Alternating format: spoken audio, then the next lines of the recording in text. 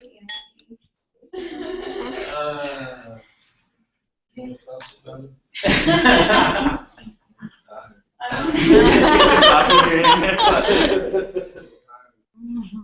So our group was New Leaf. It was me and Anthony, these two lovely ladies on the end, and Michelle. And then she got to go on vacation. And was our communications manager from Hawaii. Oh, sorry. So our project was to develop it was twofold.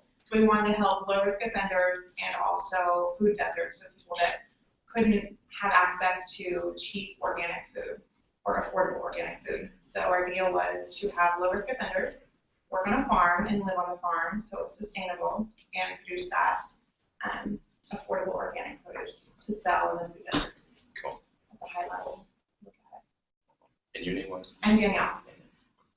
I'm the mouthpiece for Yeah, nice. this one will just go on. Ladies, do you want to add anything? Well, I'm hoping that we can break away. Are we going to do our own thing this time? Okay, so that's part of Yeah. the conversation is if you're deciding today if you're going to be doing your own thing, if you're going to stay with the current project, completely up to you all. We're happy to support. Because I wanted to do market research more in my direction Okay, than vegetables. very good. And so sometimes you can introduce yourself. Then, yeah. But then Amy, did you have anything to add? No? No, I'm gonna do my Togo Okay, that's right. project. Michelle? I was gonna stick with these guys. I think they have a good idea. Oh, I'm doing mine. Oh, you are? I okay. I'm just being me right now. You should. You better let me know. So he's got you on retainer. Then to talk on you don't. Routine, but in about 5 minutes it expires. Yeah. Serious. I think Anthony's idea originated with Anthony. It's a great idea. It did come up during our presentation, the idea that how to handle the neighborhood, because people get upset if you say offenders. You know, it makes it become offensive. But what was her name? Susan? Susan Jeffers. Jeffers? Yeah, no, but in the elevator, Levon was saying that there are prison guards that do part-time, work elsewhere, and they'd probably be willing to be hired, in the evenings or whatever, and then the neighborhood would be keys, which I thought was really good idea. So we kind of went further past our presentation in the elevator. We were there. And what was your name? Elizabeth. That's a good point, because, have you guys heard of Tent City? Mhm. Yeah, so they move every 3 months. Yeah. They were, I didn't know that they do move every few months. Yeah, they have to, so they stay on. So they don't upset people. If, when they, so they stay on land that's owned, so not like public space, so like Seattle University is public or private school. They were able to stay on their tennis courts or whatever they did for the months. But, they were at a location downtown Seattle that we visited, and the neighborhood was like up in arms because whatever organization was letting them stay in the parking lot or whatever it was, but they actually started putting up cameras and stuff outside their apartments. They were so displeased with having this population of people there. So the thing about the neighborhood being upset is something. Well, it's something you want to nip in the bud. Yeah, before people. Right, so if you have a prepared response, this is the plan. You're more likely to be able to go forward more rapidly. I know a woman who bought a farm and thought she could have a wedding venue there. And the neighbors were so upset at the idea of having hundreds of cars on their road Yeah, of course. that they could not get the zoning. Yeah. So they thought about that ahead and maybe put some PR. Well, Elizabeth, could you share, since you're going solo, could you share the evolution of where yours is at? Okay. Basically, I'd like to empower women financially. That's my general idea. But then we're into creating our arts and crafts and artistic, I think we surrounded artistic by many. So then thought, set up a website where they can market their goods. And then also, I thought from a marketing point of view, we could say a certain percentage of the profits go to keep sharing, what is it, sharing Profit share? profit at Kiva. Oh, The microfinance? companies that match funds, that's what it is, on Kiva. So the idea of match funds in Kiva, therefore your name is listed on Kiva as a matching company. And that would bring them to our website, so that's where I am, but I need pricing. I need to figure out what would work and what won't, and that's why I'm here. Because there are all sorts of ideas. And Amy, do you want to share what's new with the Togo project? Yeah. Should I say what it is too? Yeah. Okay. So I went to Togo over the summer for a study abroad program, and we worked in hospitals and clinics in rural areas.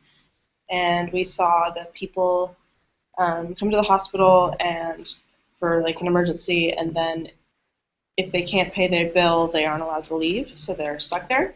And people are there like racking up bills every day, and they can't afford to leave, and they're losing money because they're not working in the field. So I came up with an idea to have an insurance plan where people can pay like $2 a month and have all of those things covered. And I figured out what the top diseases and infections are in Togo and figured out roughly how much it would be to cover those things.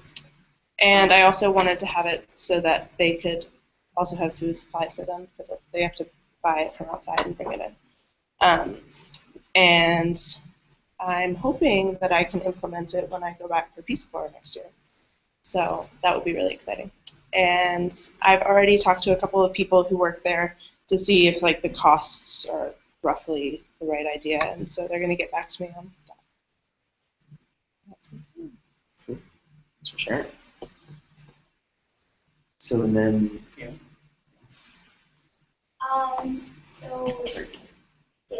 So, yeah. I don't know if I'm gonna keep going with the project yet. But what it was essentially, it was called politics.com, and it was essentially like a Craigslist type Amazon website for college students, strictly. But whereas business owners and organizations in the local communities could post ads or deals or specials on the website targeting college students. And then it was also a place where students on different campuses could buy, sell, trade, network, resource, everything with one another, and take essentially all the bulletin boards that are posted on campus with like credentials and books and things like that.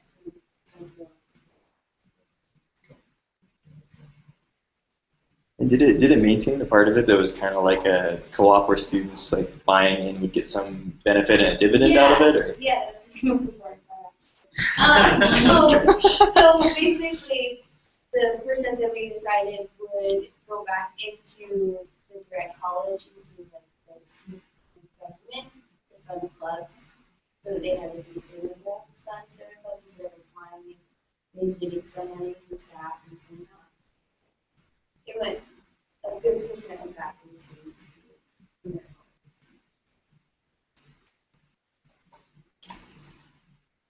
Oh, cool. Yourself? Yeah. So, Mark Roszewski, master go-to-market. You didn't have that one in your LinkedIn profile yet. So Moving Worlds is a social enterprise, helps people volunteer their skills around the world. Like I say, it's like a short-term Peace Corps for skilled professionals. I think we have done a lot of things wrong and only recently started to do things right. And these guys have kind of followed the story, and so they asked me to share a lot of things that we did wrong so that you won't have to do those things. And hopefully through our stumblings, you guys can have easier startup paths. But our whole kind of reason for being as a company, if you will, is increasingly access to expertise is one of the biggest barriers to progress.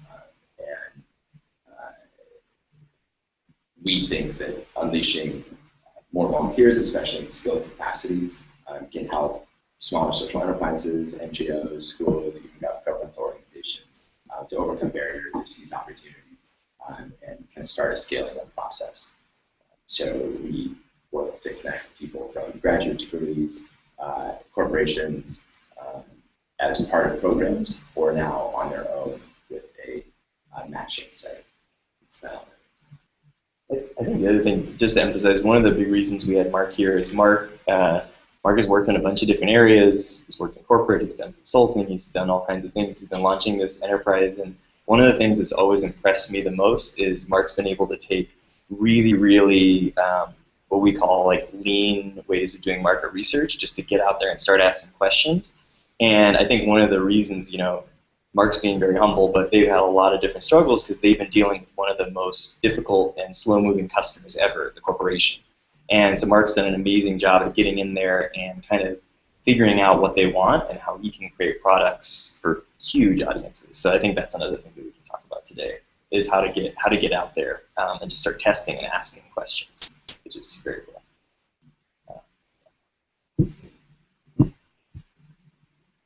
Great. Yeah, so I was thinking we can either, we can actually just go through chatting about Mark's, because most of mine is just about the book and kind of next steps. And it'll just give kind of a good frame at the end, and then it'll prepare one for after the class. So are you down just to jump on? Sure, you're recording. Yeah, we've been recording. Hi, Fallon. Yeah, hey, Don. Venus, Vanya! Okay, cool. So I figured out how to subdivide the next hour and a half of my time, and I think mostly you to talking. So just kind of get in that zone. I'm going to be asking a lot of questions, hopefully making you just a little bit uncomfortable. But if all goes well, when you leave here, you'll feel a little bit more comfortable about going into unfamiliar circumstances, unfamiliar potential customers, unfamiliar audiences entirely that you had no idea might be a potential customer, and talk to them. So I'm going to whiteboard a lot, even though I have horrible handwriting. So do we, Mark. So perfect. Cool. Is it easier if I take one whiteboard over the other? Yeah, go for it. What's happening? Which one are you feeling? This one? I like this one. All right, I'll be your director. My comfort zone. I'll be your cinematographer. I spend more time with this than my wife, so being close to it is good for me. Okay, so like I said, we help people volunteer their skills around the world. So if I say that, Brandon Cole gave you a teaser about corporations, but tell me, business needs customers. There's no social impact if there isn't revenue to first grow a business, create impact. So if we're trying to find revenue, but we help people volunteer their skills around the world, what are all the different potential customer groups that might pay us money? Okay. I'm sorry. Give me an example of a private institution. Okay. Okay. What else?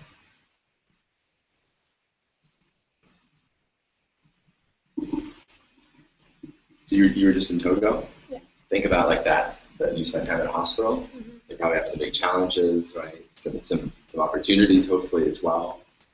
Who might be interested in receiving somebody who can help them overcome some of those challenges, and you might have potentially a little bit of money if we help them find a volunteer. The local government? So okay, we're ready to government. So Anthony, when you said government, were you thinking like USAID, or were you thinking like a small municipality or local?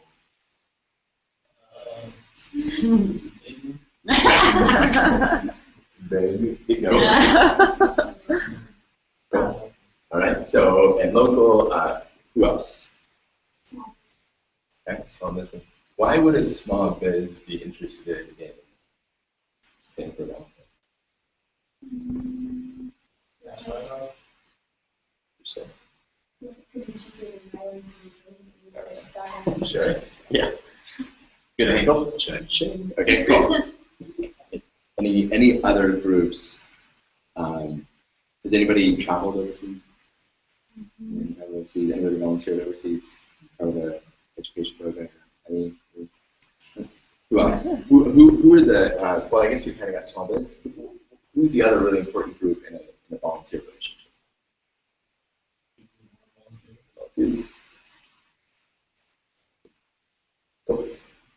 Volunteers, small biz, private institutions, colleges, government. Okay, now who else benefits? Like, let's go back to Togo. So let's say that hospital is really singing, things are going on. Who else benefits from that improved institution? So community groups.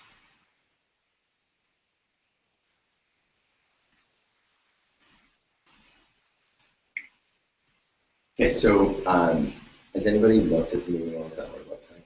Yeah. You all looked at the moving on? Who has not looked at the moving on that website? Thank you. Awesome. No, I'm glad you didn't. Okay, so who do you think of these partners? I'm seeing it. Global development organizations. So think like Gates Foundation. So multinational. And then small businesses receive extra peers, but so do like nonprofits. And so do public schools. So it's like as something as simple as volunteer, like, hey, it's your org or person or institution, here's my time. There's a lot of stakeholders in it. So then Kaylin and Michelle, out of these different groups here, who was the first one that paid us money? Volunteers. Yeah. That was our first one to pay us money. Who is the second one to pay us money? NGOs. Community groups.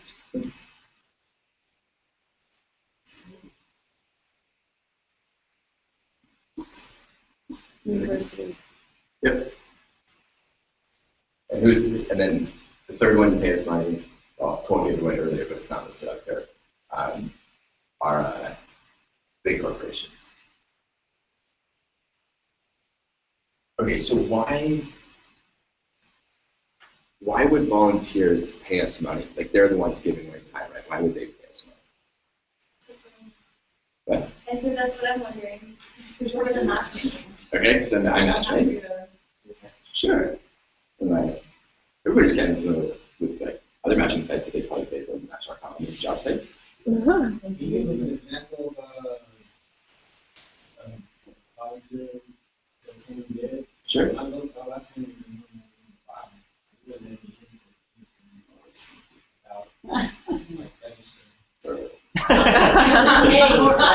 That's intentional. To be fair, we're launching a new website next week because of problems with the current one. But all that said, so volunteer.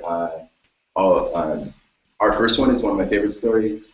He was an architect, no name college, no name architecture firm in Pittsburgh. Wanted more experience, wanted to get his hands dirty, really wanted to see an architectural project all the way through, and was debating between a master's program in architecture or just like getting field experience. So we set him up with the Environmental Research Organization in Panama, and he designed like a kind of self-sustaining cabin unit up in the rainforest where researchers and study tours could come to better conduct research on how agriculture could live in harmony with the natural forest. So the organization gave him a free place to live for 4 months, and then he from scratch and like river rock and scrap metal designed these things he calls the magic cabin, kind of map layer of love, positioned in accordance with the sun. Moved to New York, no connections, no friends, no whatsoever. Ended up at one of the leading architecture firms, finishing on the 9/11. So that's kind of the people and the marketing roles, consulting roles, operational roles. They're all kind of skills-based projects. What was your original foray into international volunteering? Cool. So stepping back, and then I'll kind of tell you how these were the third.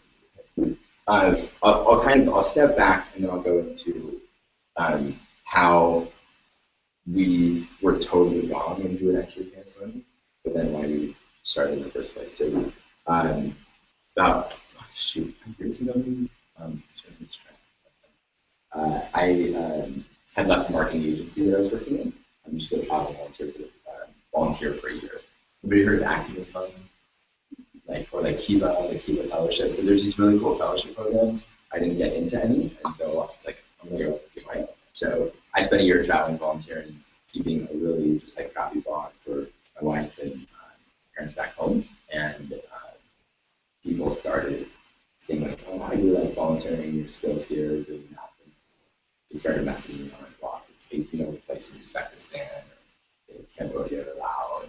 So like kind of the wheels started turning, and wow, like maybe more people are interested in volunteering their skills. And then I spent the last kind of 6 weeks stint of my year was in Argentina, and there I met another gentleman who also came from the global development side, helping small businesses access capital. And he was kind of tired of everybody always asking for more money. There's more to scaling up than just some money itself.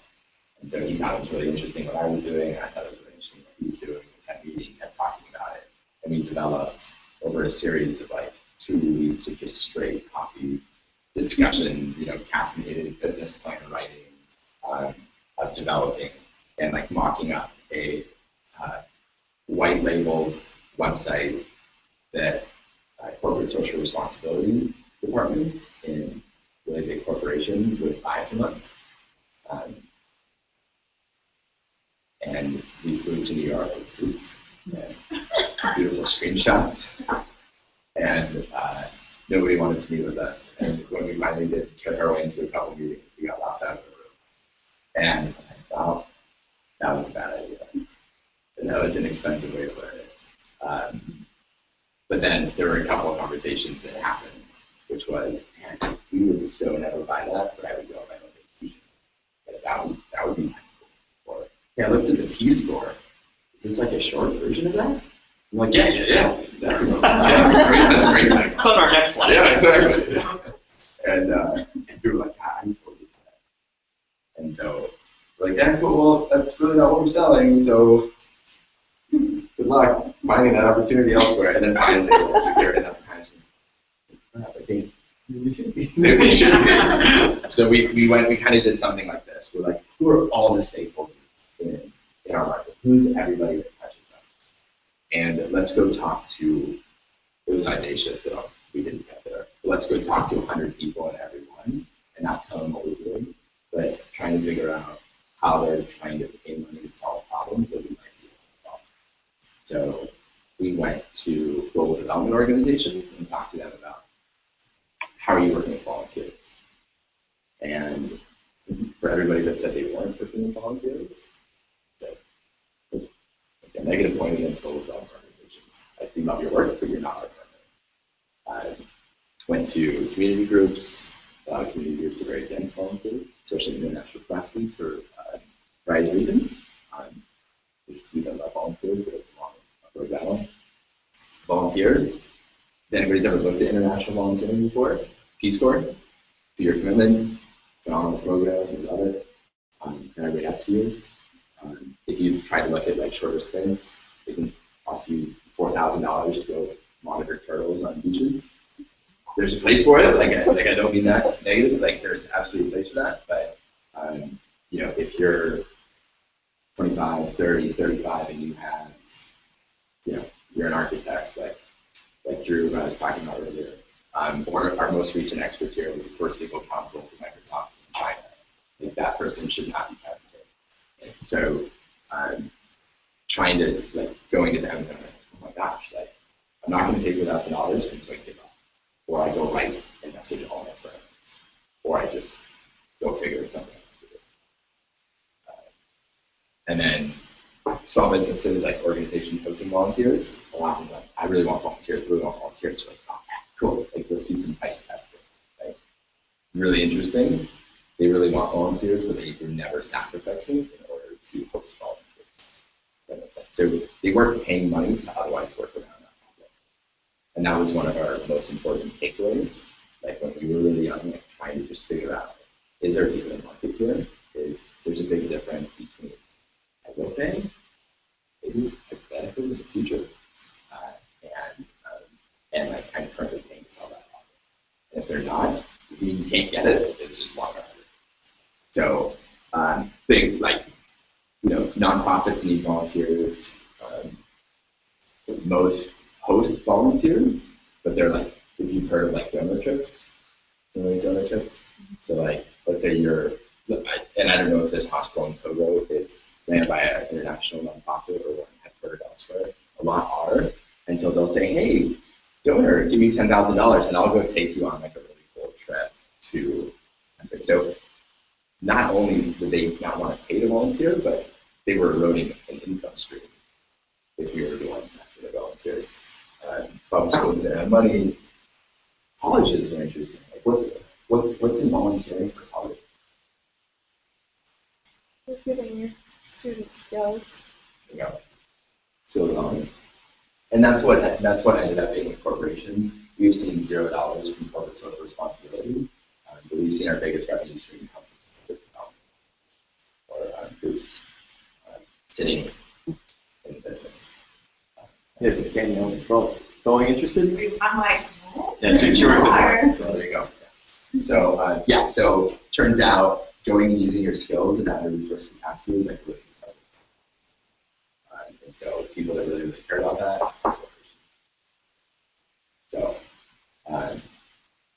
So kind of a roundabout way in terms of like how we came into a business was trying to sell to the totally wrong part of the corporation a solution that they were absolutely terrified of. That had so many legal barriers to going, well, I guess there's no business here. But then just like being open to the fact that we weren't smart enough to like crack this market. And so we just started asking.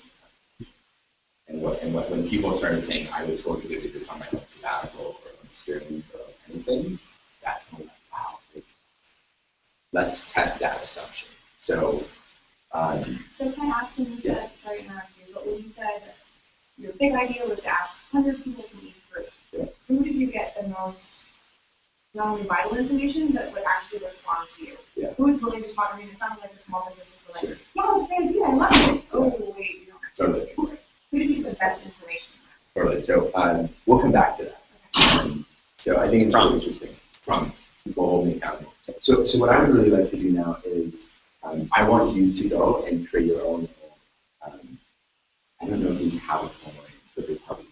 But I want you in. So you two already. You're kind of a team. Right? Or is anybody else? I think. Oh, and Michelle. Right? Okay. So you three kind of have like a team, and then let's go 2 and 2. Caitlin and Hal, and Annie, and then Elizabeth and Amy. Cool. Elizabeth and Amy, and then Michelle, you go over there and join your team. And what I actually want you to do is stand up because nobody wants to sit there if you're not dominant. Grab, bingo. Okay. Yeah, that's what happens. You get your 4 years, you start getting some budget. So we've got, here, how about 2 of you, you can come over here so we can kind of spread out. So what, you have to group of 3 on the front. And just, start writing like all the different people. Well, okay, so for you two, you have 2 different ideas. Well, I'll go with her idea. Okay, perfect. I was going to say. I like her idea. Perfect, there you go. And Annie's I idea. would do it if I were younger. Perfect. So try and write all the different stakeholders that could potentially pay. We can give you money. Would give you money. Who's funding your dream, Amy? That's great.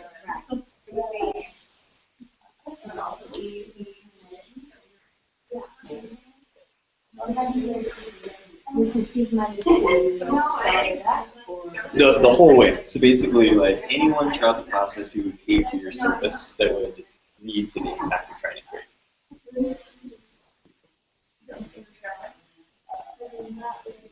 So when I left your idea, the question was, I was thinking long.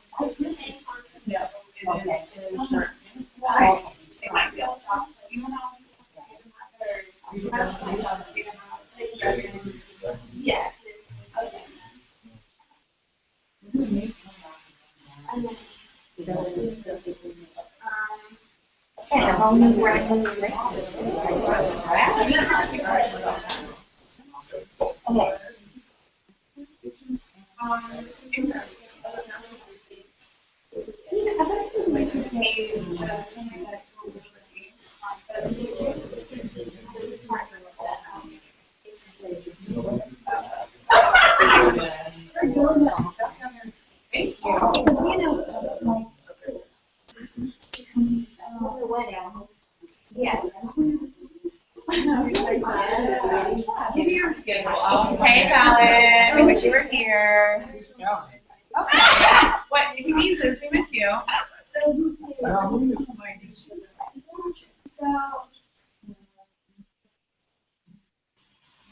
Oh, where's he at?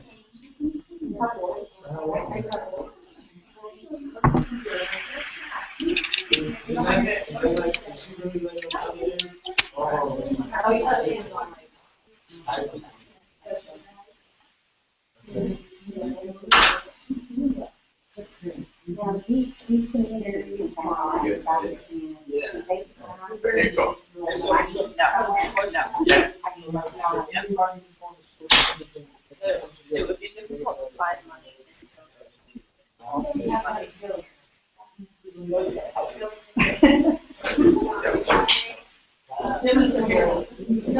Free and,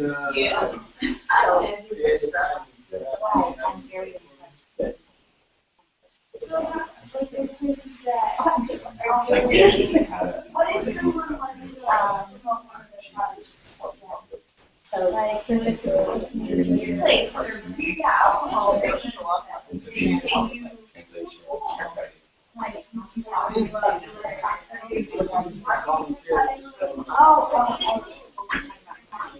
don't know, yeah, but you'd be laughing. 2 years ago, I would have said that.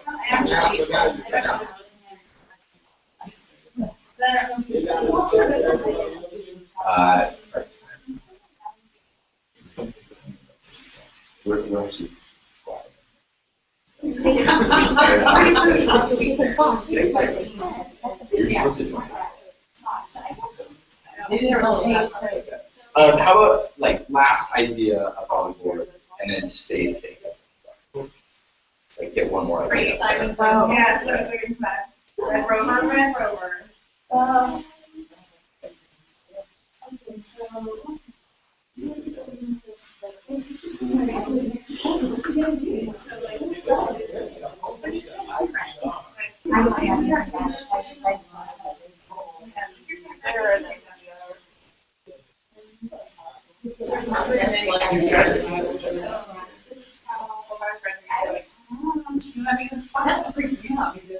Alrighty, so staying standing where you are. Do you have access to different color pens? Maybe. Okay, cool. Yeah, do some pen switching. So you need a red pen. Oh, here's a red. Oh, you got a red. Cool. Okay, grab another pen. Okay, I'm gonna pick on Muley as an example. Okay. If I understand your business, you take organic produce from a farm and you sell it. The farm wheel. So in theory, that might give you some advantages, potentially some disadvantages. But you have your own fresh from the farm produce. So who buys fresh from the farm produce? Small businesses. Okay. Who else buys fresh from the farm produce? Okay. Who else buys fresh from the farm produce? There are CSAs, Okay. but we don't want to deal directly with people coming back to us. They didn't have Okay. Who else buys fresh from the farm produce? Whole Foods restaurant, Restaurants. Okay. big business. Right. Okay. What were you gonna say? I was thinking just community. People. Yeah. Okay. Now you guys should answer. So these were people that were already on your list. That you decided to not write on the board, or you just We had wondering a lot of So that's like a small grocery store, that's a restaurant, that's a, okay. Yeah. And individual consumers you left off because people sell to.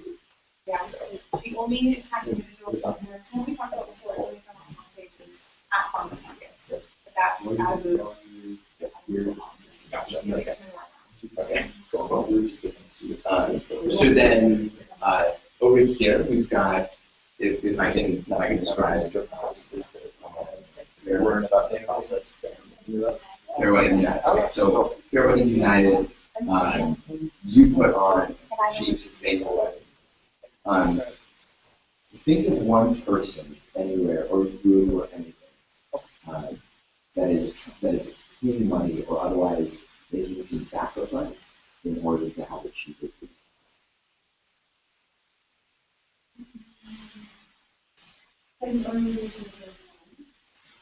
Anything. Like we kind of went anywhere here. Right? Consumers, small businesses, restaurants. Who's sacrificing to solve that problem? Who's like using their time, their energy, their money? I think, so, we were talking about all the partnerships really small, business, proceeds, or, big.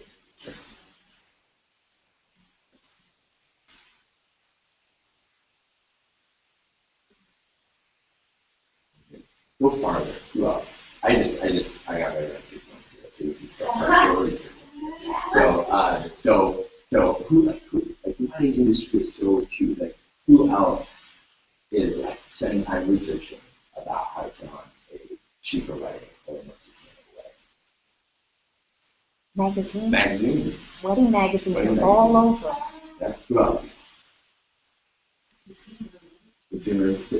And we've got couples up here. Who else? Wedding planners. Wedding planners. Who else? Who usually pays for weddings? Parents. I bet you could get, if you're pushing the green model, you could get government funding for that. Like, if you get a hybrid car, you get a tax write-off nowadays. So here's an interesting thing, because we're working on social economic problems that are both a blessing and a curse. Right? Things like, who's familiar with like the carbon market and buying carbon offsets? How would you describe that market?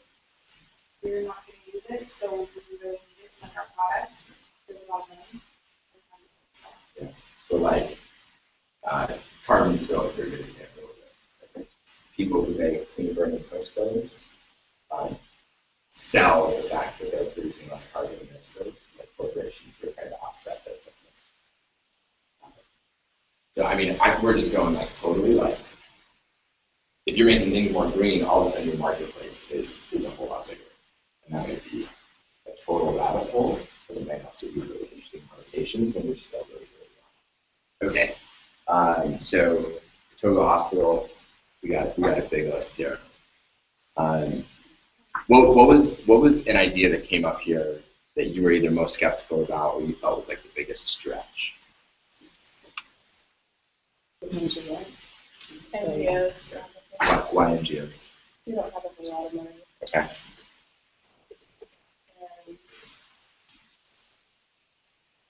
And I think NGOs would be hesitant to support something that is essentially making money in the long term. Interesting. We're going to come back to that in a minute. So we've got these different ideas out, and let's let those kind of ruminate on the board for a little bit and come back down and grab a seat.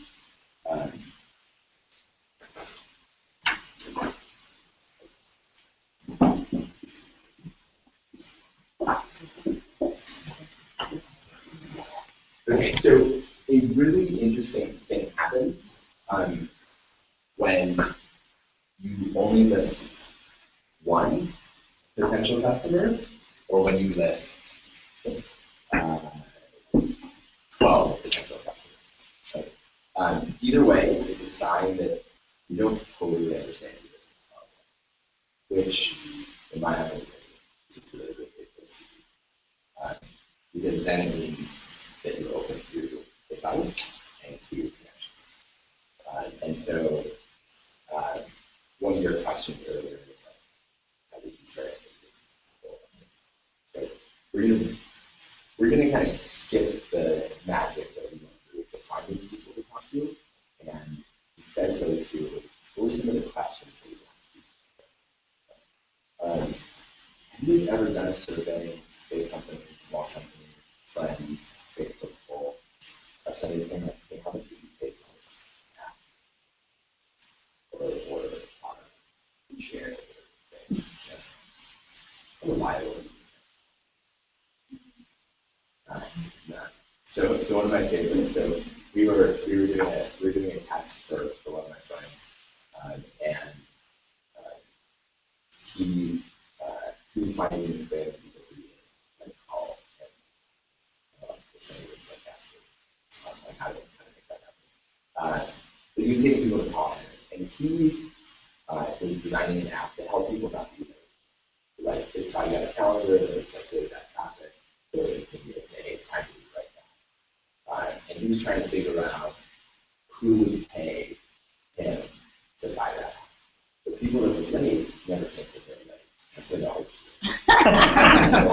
So the people that are most pissed off about late people are like their friends and their family. So he's like, I know, I'm going to sell this to people to buy apps for them. So he would conduct like interviews and do that. He would tell about the app. And he was getting really confident because people were like, oh my God, it's going to be like $50. So I crushed this. And so he would ask some questions like, hey, do you like this app? Tell me something you think you'd buy it for. Okay, how much would you be pay for it? Or then he started getting smarter with his questions like, hey, like this is $5. Would you buy it for $5? Would you buy it for $20? And he was starting to get confident. He was like, yeah, like, sure, $5. Like for that person, I'd be late. Yeah, totally. And then with confidence, like, okay, you have to add one more question to the end of your survey, which is, how many times has that person ever bought an app? Period. And then that ended up becoming 2 questions, which was, how many people have ever bought an app for somebody else? So it turns out everybody that was saying they were buying an app for $20 had never ever bought an app. Yeah. So so the problem was, he was getting confident because people told him that he would pay. But in reality, these people had never bought an app for themselves, let alone for somebody. You have to sit there and say, hey, I've got a really great idea. Should I go build this for 6 months? It's not for people who never buy an app before. Right? This isn't a positive. So I use that story because to me it's so easy to identify it. It's actually pretty funny when you listen to these interviews and you ask them that last question of like, hey, you're not happy for it? They're like, no, it's still probably about this one. Your decision about it. Not malicious. And so part of the question is like, so what questions do you ask these people? Like, you have to get this. Now what conversation? Okay, so knowing that you can't ever ask somebody how much would you pay for my service. What are other ways that you can figure it out? If you look at that. Okay, so let's take, since we're in one, let's take a not just a private institution, let's just take colleges as an example. What's a way that I can talk to people in colleges to figure out what they actually pay money, knowing that I can't just sit there and be like, hey, if I built this, we buy it. Also, they pay for it. Okay. Who would I ask? When I do departments, Okay. I have access to budgets. Cool. So drop each department and have their budget. Cool. So do you think, okay, cool. So department heads is good. We'll come back to that. Who else? What's in a college setting?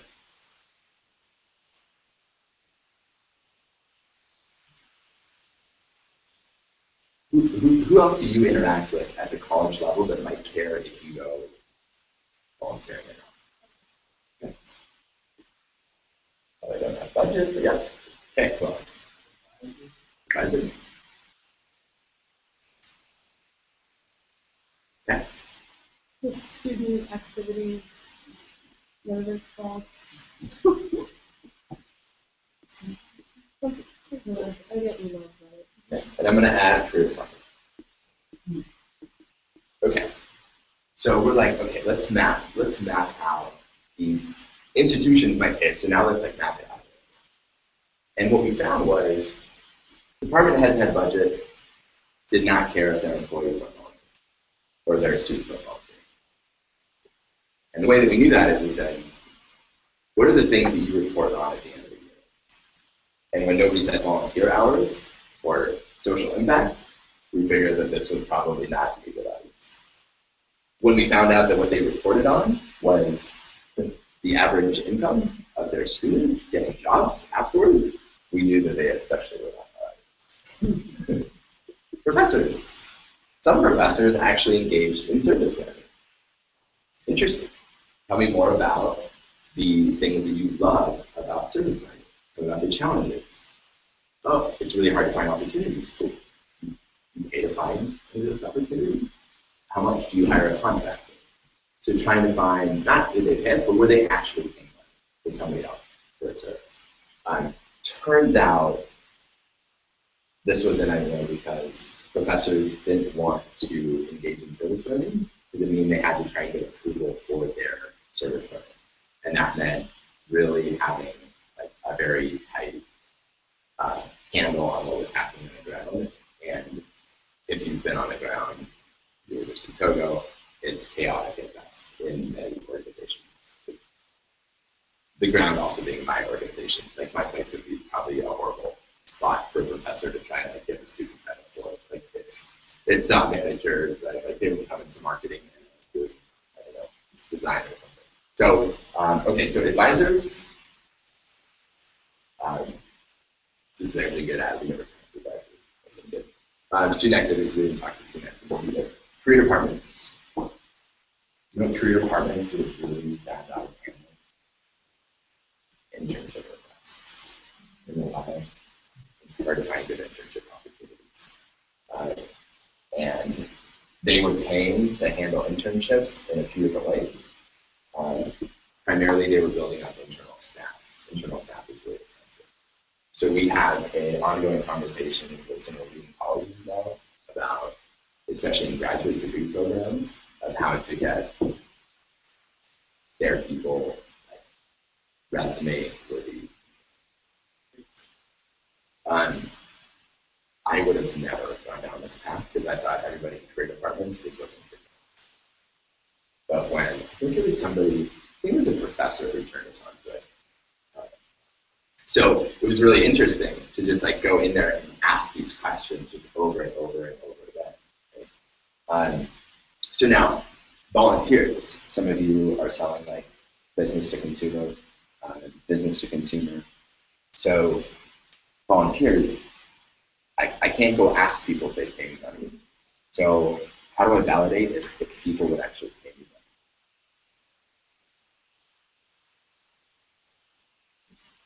money? My idea is basically trying to put it out there and see if people are like it. Bingo. Competitive research.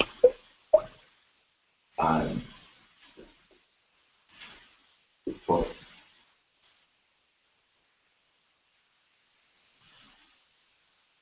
That's so, you know, I told you earlier, corporations were like, oh man, I'm totally going my own. So finally we said, well, people say that, but will they? And so we built a web application that wasn't a web application. It was a single page website. And it had to enter an email and then to start the payment process for first $25 and then $45 and then $99. It said, hey, we'll find you a match. And they looked really good. The people actually, that architect, totally found us 100% organically. It's like crappy web page and start that process and then pay us money. And then when people started walking out of there and saying like, now I can fully do it on my own. We're like, yeah. Eventually we heard enough that we knew like we should probably test this assumption. And so we put up like a big thing. And people would sign up. And at first we'd get them on Skype and then send them like a PayPal. Never forget the first time somebody like put in their credit card. And that money, oh my God, like, these people are crazy. This is why would do that. But then, of course, you'll never work harder than like them in this class. So research, but then just straight out. Like, at some point, you realize if you do this, let's say you find out, wow, the only alternative is $500, $1,000. Like, before you, well, I shouldn't say this. Before we did any like crazy analysis to decide if that was a sustainable business model at all, like, that takes so much work. Let's just figure out what people even pay that entry dollar. And if you read a lot of like lean startup stuff, you'll see a lot of these experiments. But what like the path and the thing that I want to try and get across is like you're starting something that people have a problem, and that's why it's like who would actually pay? Who is making sacrifices to do this thing that you might be offering? Like you're not trying to sell, especially like with your social business. Like, you're trying to solve real world problems, and other people are like, please come here, like do that for me. Like we can talk trash about banks or Microsoft just because they're straight across the way here about these big bad machines or whatever. But holy cow, they started solving real problems. Right? Like as many issues as a lot of people have in the finance industry. Think about what access to capital has done, like stimulating the economy, stimulating small businesses. In the car this morning, there was somebody talking about how a small loan from like a local bank helped them like grow their business, which is like their organic commerce, like a total local success story. A small loan from the bank, and they're like, they love this bank with like their entire heart, credit all their success to this small bank. So using that as an example, like, people have problems. Like they're sacrificing something, like either their dreams or other money or their time in order to solve these problems. And so if you go to them, like when we went to professors, also your service learning, opportunities, how are you doing that? We were surprised how interested they were to talk about it. Now when they all started sharing that, said it was just such a nightmare within their own institution to get service learning opportunities that accredited for credits. They're like, oh, that's not a problem that we solved, and so we had to walk away. But when they referred us here, they were like, oh my God, if you did help us with internships, our students would just love it. Like, oh, like that's cool. Like, I want to build something with people about it. Same with volunteers. Right? When they were doing research, they could only find these organizations that charge thousands of dollars, especially for skilled professionals. And you're like, wow, you've always wanted, this is a trip of a lifetime you've been looking for and you can't find it? Like, I would love to do that for you. So I think what you'll find, and you were asking me, some of the, what are the questions that we ask? Pretty simple question, right? Tell me about your pains with buying fresh produce, like to small businesses. Like, how do you find it? Where do you go for it? Weddings. Right? How much time do you spend looking on the internet trying to find a more sustainable cup? Lighting fixtures, right? Outfits, gifts. Right? So when you start to get a little trickier, right? You have to get creative, especially if you're not in the country. But people know. If you know that they have a problem, you reach out and you just talk about the problem, not about what you're thinking about, you will get probably your business tagline as well as your business model. And that's something I know that was true for us. But just having spoken to the startup conference and a few others, like, we just see that story over and over. Okay, so now I want you to stand back up, and I want you to take the two or three lists, two or three of the list items here, and I want you to break it apart, kind of how I wrote the word colleges. What are some of the different stakeholders within that, in this college setting? Break it apart and start asking, who are these different people? And we'll give you a couple minutes to do that, and then leave some space underneath each person, kind of like how I did here, because we're gonna add some content. Sound good?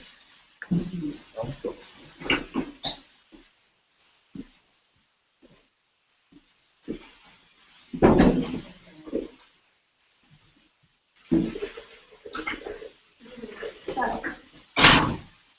And if you need to bounce ideas around a little bit, feel free to.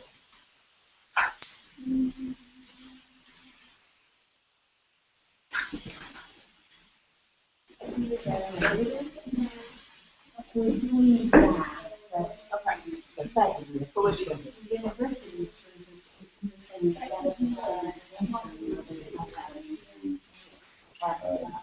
So, like, essentially,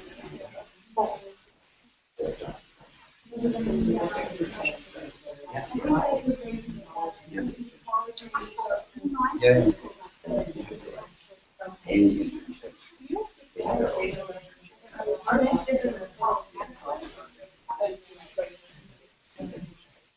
so how would you rate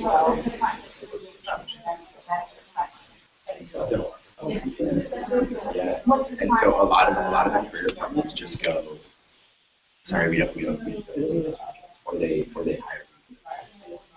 Overall, university level, that's the back line. Yeah. Well, look at average jobs in the university.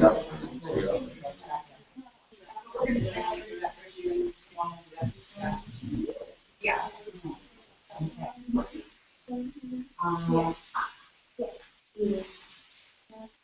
I thought about You in?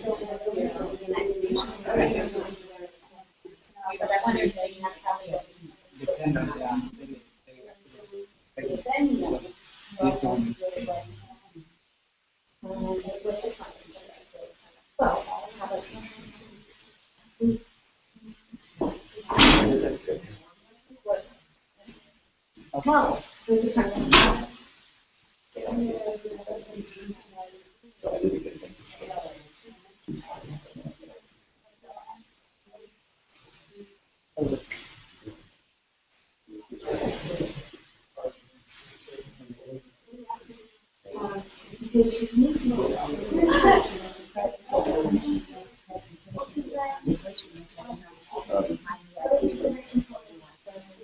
Kind of the way that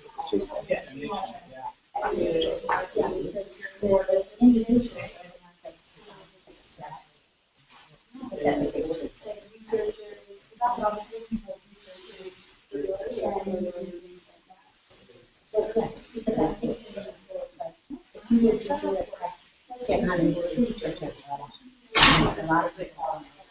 So if you would do that, you would start with the idea that everything was not really presented. And you tell yourself that's their mission, they will not go in it. But you really want to really they probably have security.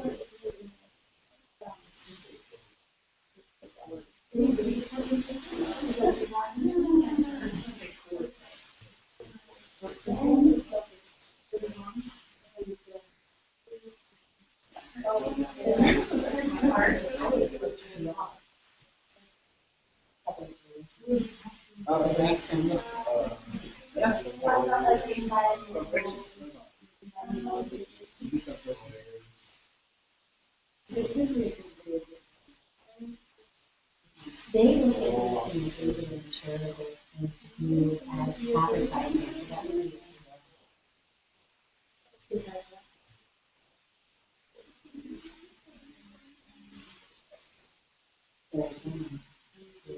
Well, in any non-traditional business, it's a PR department.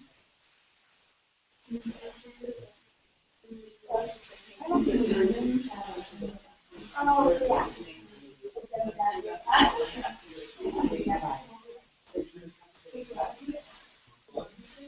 Well, I used to work for a region, so it's kind of. Hang on. It just things that makes them good.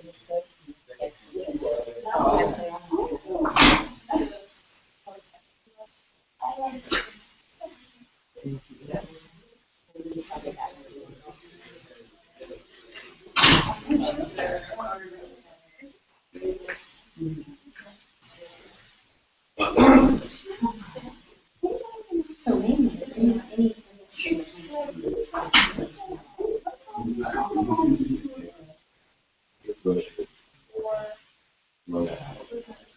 Volunteer with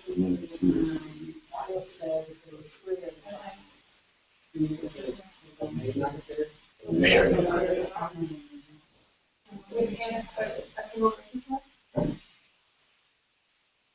They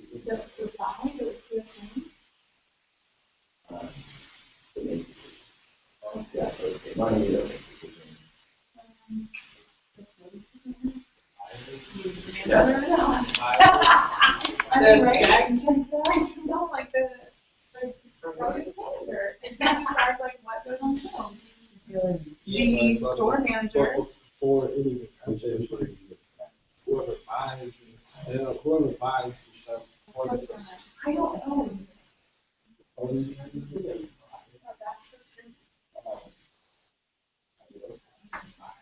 Procurement umbrella.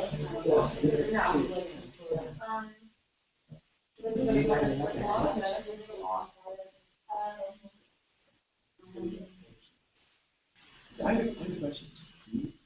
I just want to know what's the part people. People? Like the manager. But at the same time, that's something we covered, the main class that they would, when they are ill, they're not in a position to. Yeah, they're still paying their insurance. Okay, so it's, No, yeah. this is say, the okay, game. Oh, yeah, we were talking about. like a Corner lunch here. Well, I will. You're gonna have.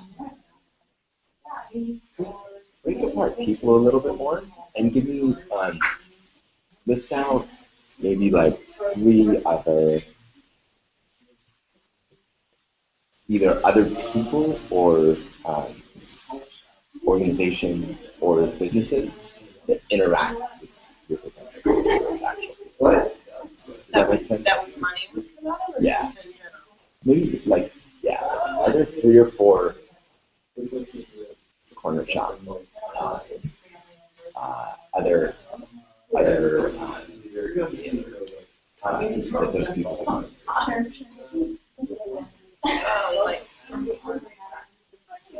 they buy their seeds. They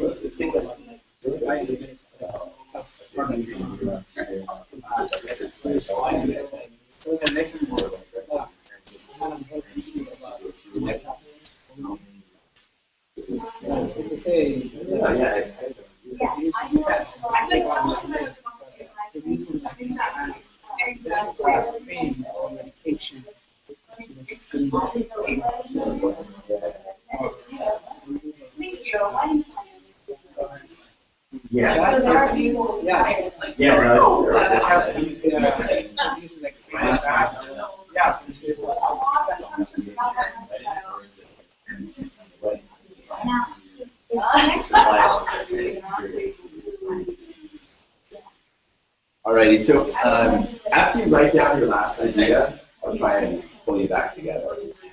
We're not out. Yeah, they're gonna like yeah. Wow, it's like they both are gonna I still suck. And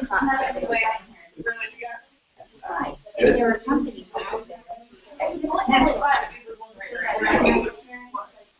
They're employees. So.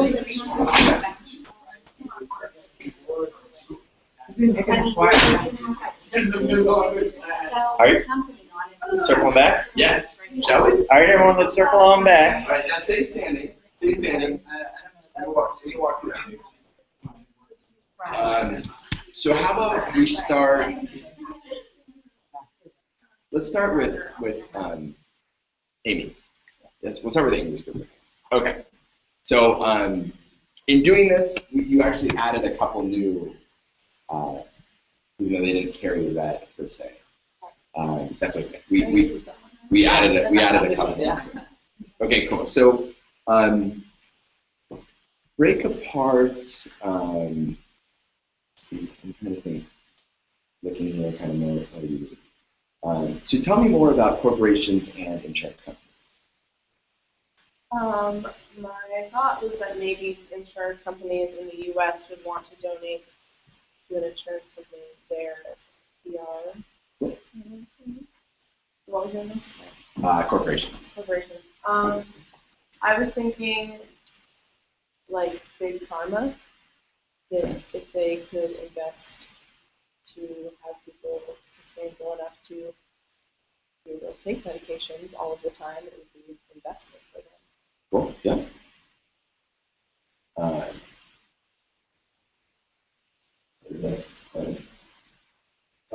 The break apart small businesses and wedding planners. Tell us more about how you kind of go apart different stakeholders that are within as well. It's some of the like,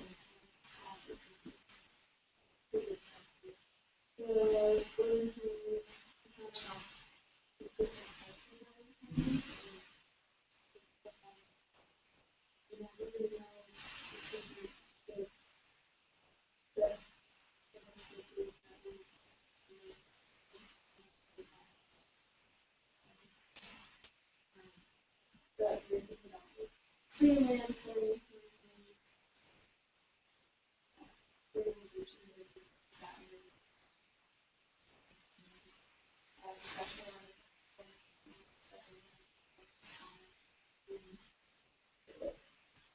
And I think one thing that's interesting, and I think this happens a lot when you might mention it, and you don't even think about it, right? Like people over here, but like I heard venues come out. Like venues could very much be like one of these big bad items. Like it's like you mention it, and I've noticed this. We do this all the time. We mention very serious, important stakeholders, and we don't ever think that we offer that value. But in truth, like we could. Like, would a venue get a marketing benefit if they were the first, fair wedding certified? Like, I don't know what that is, but like fair wedding certified venue, right? Or are there any? Who knows? Like, are there any tax credits if they're able to lower electricity or waste or? and actually we talked about that in the last class.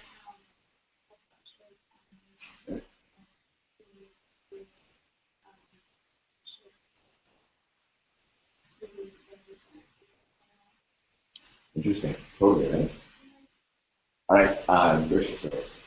So, That's the one that we broke apart. yeah, we tried to break it apart into, since for our small grocery stores, Sure. we couldn't really think of anybody besides the produce manager, the person that actually procures Sure. the stuff, so we broke it into different types of stores that we would sell to. Okay, interesting. Local organic grocers like Whole Foods, convenience stores, because we were allowed focusing in the food deserts where there aren't a lot of larger stores. And that includes the chains are, we're making like the local ones with an awesome Safeway, where you see organic stuff. The only known grocery stores, those are the ones that are a little bigger than a convenience store, but not quite the size of the chain ones. So people that, hey, yeah, we're local, we make this local as well. And then like bodegas, because once again, we're thinking about the food deserts. Sure. Interesting. So, question open to anybody. Think grocery stores. From small convenience store, I've got one picture in my head that I used to go to as a kid, up to Whole Foods. What are all the different revenue departments or cost-saving departments in a grocery store?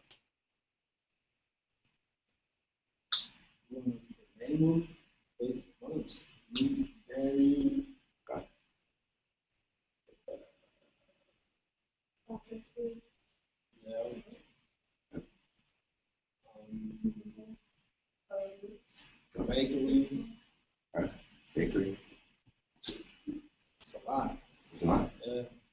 But you said cost, yeah, I think you jumped.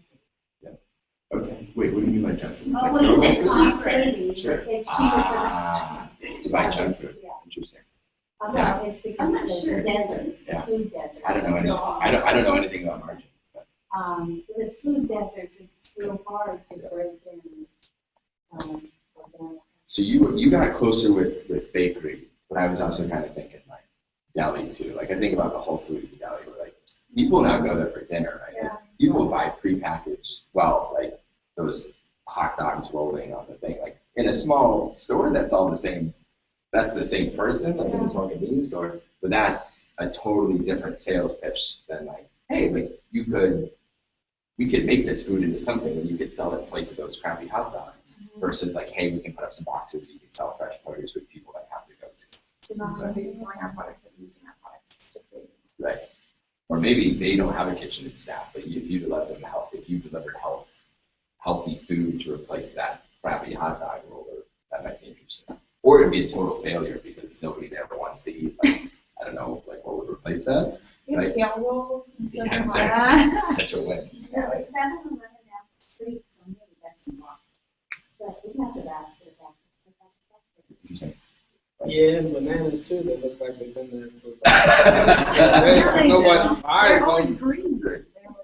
So the reason I tried to reframe the question in terms of revenue producer or cost savers, so like cost savings, like big, like if you start to go really big, like Costco's, like they have so much waste, like 30% of their food is just waste that goes out the back door. What do you do with that? You have to ship it somewhere. That's expensive, right? I don't think that's a value prop that you want to play with. But that's like we discovered with department heads. They did not have a problem that we solved, but at least we learned more about their system, right? So if you can't think of if you feel like, or a grocery store, like think instead about who's trying to make more money or who's trying to save more money. And you can kind of blow it apart. So we can just cost them up. That's We can change the grocery stores. a big one. It'd be hard to break in. It'd be hard to break in, but there'd be a lot of really great insight in it too. So I think what's interesting about the exercise, if you stay on it long enough and if you kind of challenge each other and if you try and think about it from different angles, I'm still asking you this exact same question, which was my very first question, which is whose problem are you solving? Who is maybe sacrificing time or resources or energy to do what you're doing? I'm just asking the same question in a bunch of different ways, and every time you ask it, you list out a couple more places, right? Because you might very well sell organic produce on your farm directly to a, either a small convenience store or a pop-up stand in a food desert, right? Or you might sell it into like Google, who's trying to think of like new creative ways to offer like healthier, like more local, inspired lunches to better feed the population. Like I have no idea, right? And what's cool is like you might not totally know either, but your job is to know. Your job is to find out a really efficient way to get good produce that makes a difference, has a good story, and then get that in front of somebody with dollars who will buy it. And the only way you know who that person is to go talk to as many different people as possible, right? And so that's why we break it apart. Who drives revenue? Where can I save costs? And then you can go back into like any of these groups. So Amy, when we're over here, people buy insurance. Right? Now, insurance is a foreign concept in some people, in some places, and in people. But these people probably are also, and this is why I asked this question, they are probably buying things from others, either with cash or with debt. And so what I would be really curious of is when you have your product totally dialed in, the concept seems pretty simple, right? And you could simultaneously try and go after, grants. You could simultaneously try and show how it's improving healthcare to maybe governments. But you could also say, who else suffers if people stay too long in the hospital? Right? Well, what if they have debtors? Right? What if they owe money to people, or they have families at home, or kids in school? Right? So, yeah, they're not like a school is never going to go sell insurance to the parents, but what do they know about parents that you don't? And I would bet a lot.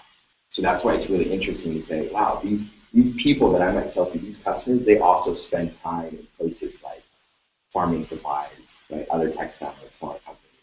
Maybe they're buying medicine in other places or getting it from other places, whether it's a pharmacy or distribution center. Right? But they're also going to where the bar that like it's a little excessive, but you list it out and then all of a sudden you're like, that's an interesting idea that I need to push on a little bit. And so if you want to grab a seat, I'll jump back into story time. Just for that one too, Amy. What we've seen in Honduras, potential buyers of health insurance stuff is the farming companies themselves. Oh. So like the sugarcane company, it's its employees are sick or whatever, they're best, they need them there to do it, so they're willing as a benefit working for them to pay the $2 a month on behalf of the employee so that they can get in and out of hospitals and get healthcare so they can get back to work. Yeah. So, no, it's a great point. So, corporations, for us, we started interviewing volunteers, right?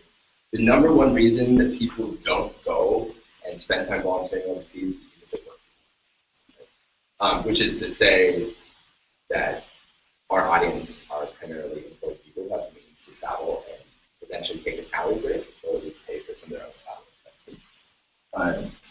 But they work too much, and so we had to try and figure out a way with big corporations to at least get them to encourage, if not reward, their people for going to work. So we already knew that CSR failed. I personally still think that volunteering makes such a big corporate social responsibility story. But why do you think CSR was not at all interested in our first concept of a revenue institution? Why they will a website that would help their employees find volunteering opportunities around the world? It takes time away from the company. There you go. Not only did they have to try and convince, there were a lot of things. The laundry list was totally terrifying. we so did not understand this audience at all. So they have too many tools, right? One thing that CSR has to do that I had no idea is collect just data that lived in Excel spreadsheets across the company. Right? So one marketing campaign that gave money away as part of that campaign. Well, they had to feed that back in a CSR, and that lived in one Excel format or CSV format. Corporate foundation, corporate matching program being led by HR by total other agency. CSR more than anything was just collecting data from different people, putting it into a report, throwing it out on a website, dealing with website vendors. They were not making decisions at all. And anytime they asked for budget, they got told, oh wait, we're still giving you money, you get less money because you're not moving the business forward. So they were terrified about anything money related. And so we're like, no, that's impossible. Corporations will absolutely benefit from their people volunteering. If nothing else, they're helping develop markets in this time. And we're like, oh, wait a second. Is that what we do? Right? So, well, let's break corporations apart. Let's talk about innovation departments. Let's talk to marketing departments. Let's talk to product development. And here we found something really interesting. Dow Chemical was sending 30 employees every year volunteering overseas to look for innovative new products. In fact, in the 10 years that you're doing this, 35 new products have hit their innovation pipeline. So I ended up in a meeting with it was still just you never know, you just make ridiculous asks of people that you know and on LinkedIn and anywhere else you can find an email. And I sat down with the chief diversity officer of MasterCard.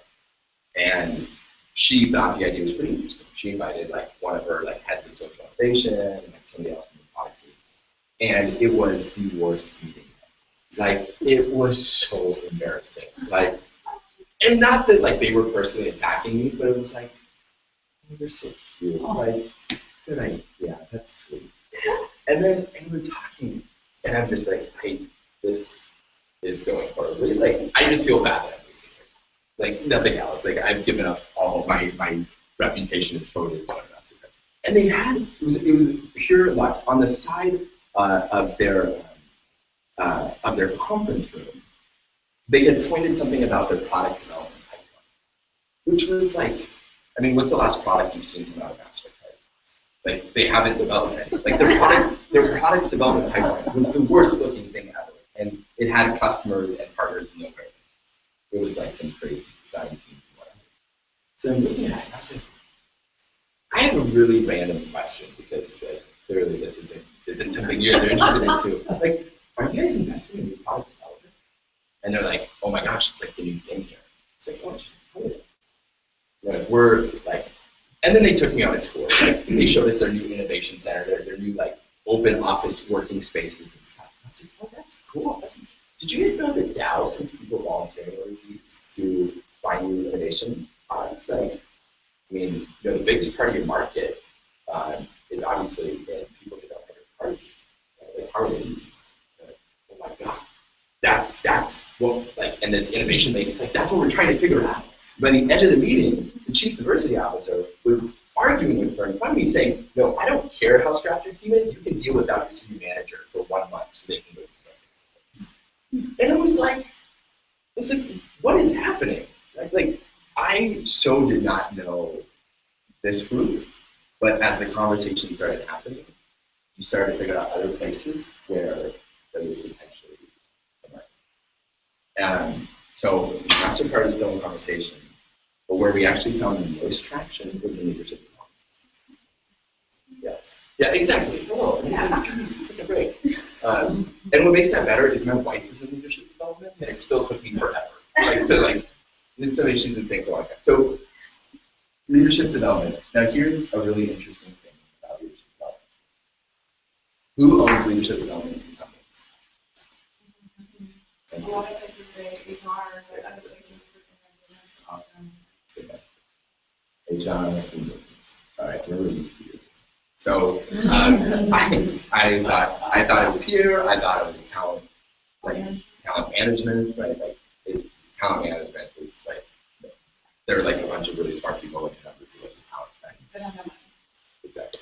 Now businesses, they have money, and the senior business leaders are really eager to offload more and more of their responsibilities to people. We are very, very interested in development. And so when we started talking about the value of volunteering, we started talking about it being one of the best places to learn new skills. And the reason that we knew to do that is because we actually our first messaging was kind of escape the kids, escape the city, stick it to the man, escape from people nation, screw companies. Oh wait, companies pay us money. We had no idea what the hell we were doing.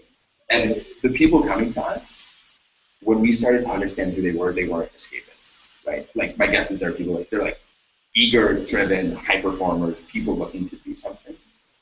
And so we're oh my gosh, this is awesome. Hey, large tech companies in the Greater Seattle area, where your employees keep reading about us in blogs and PR, your high performers are leaving your company to go on extra trips. And I know a way that you can make that happen. And so all of a sudden, we found that businesses cared about leadership development. And so our first company is Microsoft. And it's growing quickly. And it's growing quickly under the idea of leadership development, which was the last thing we ever thought of. And so the reason that I think this is one of the most important exercises is in talking to these people and figuring out where do people go and who do they talk to. It's totally daunting and it's too much. But if you think about it, these people laughed us out of the room and said they would do it on their own. We put up a crappy landing page and said, oh, you really want to go do this? Pay us. And they did. And then we understood who was actually paying us money, and it took a little while. Okay? But, oh, wow, these are top performers? Oh, and they're going back in their companies, or better yet, they're leaving their companies to go do something like this. Let's start having conversations with people that can. And so, and then you can think about leadership development, who else is, and this is what I was asking, who else are these people buying from? Because our road in here, our marketing channel in here, our leadership consulting organizations, executive coaches, people that were never on our map anytime before.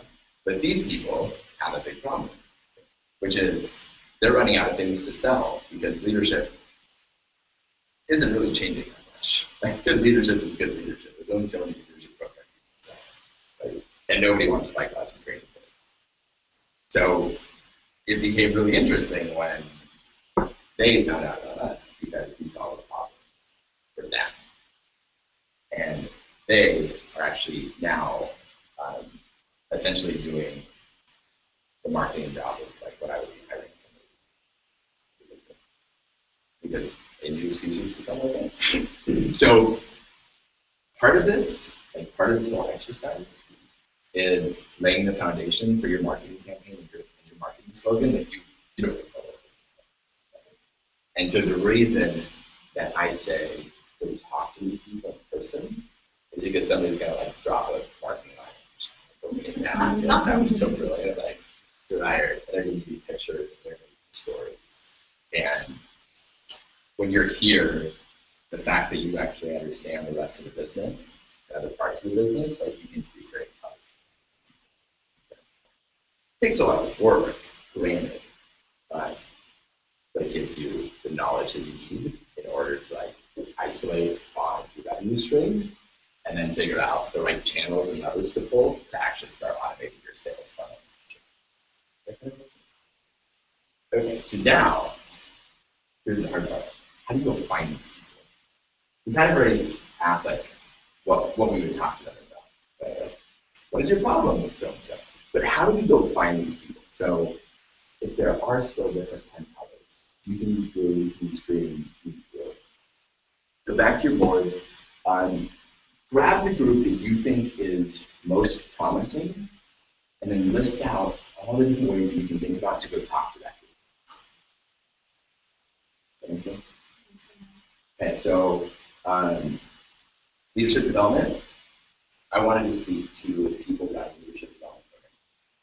So in order to find them, it's like, okay, who sells to leadership development? Leadership consulting, executive coaches, okay, cool. Where do they congregate? What magazines do they read? Where do they go online? Where do they search for? Almost like getting towards marketing stuff in that photo. Okay. So grab a new color, draw an arrow off one of the groups that you want to highlight, and think about where do these people go? Who else do they talk to? What do they read?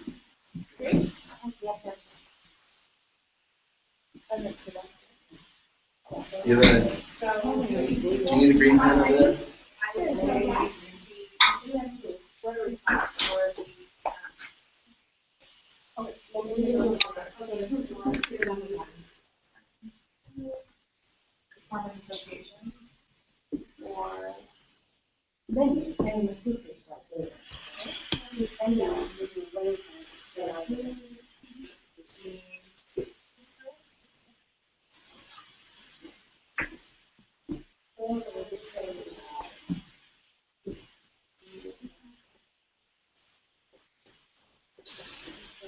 These are the United States, or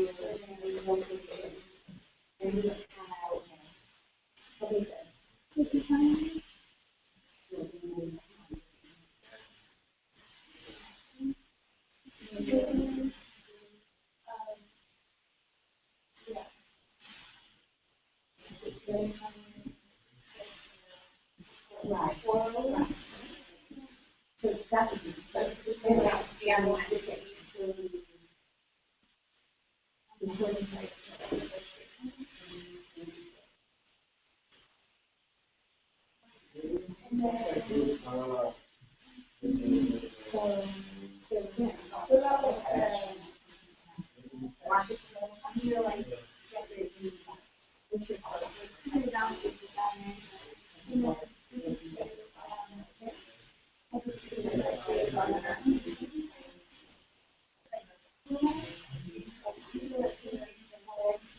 so actually the medical insurance would be budget.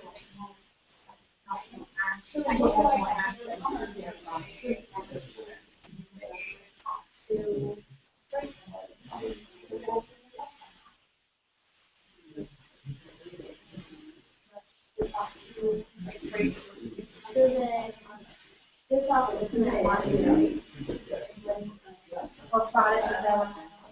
Yeah. It could be here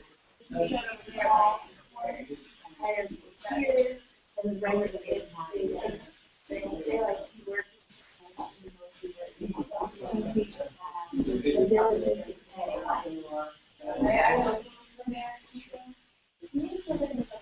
Yeah.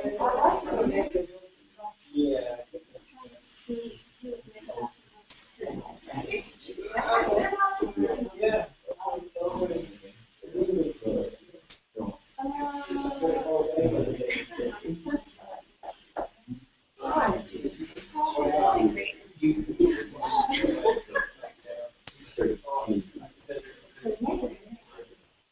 I mean, the United States. I was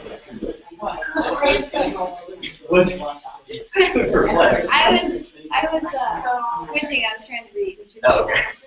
You're not like deep English. No, I was trying to read. We were scoping out those. Nice. But so where you go? Yeah, really. Because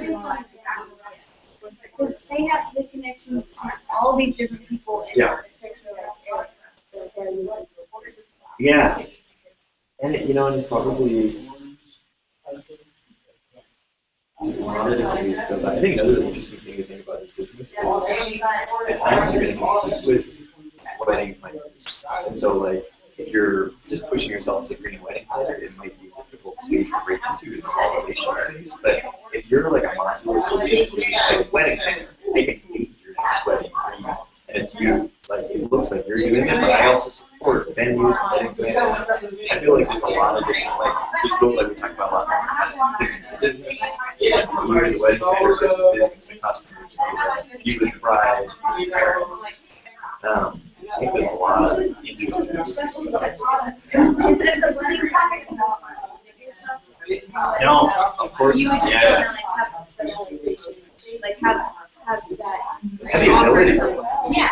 Yeah, it's like if someone comes, I think with a wedding planner, like, they just, at the end of the day, unless they're creating social enterprise or something with your intention, they want to please every bride and groom that they have for a reasonable price. Like, they want to, like, to get back to what you're doing, they want to, with the first wedding, it was the more kind of on the purely before weddings, I want to make it as extreme as possible. That's the crux of it. So, what's fun?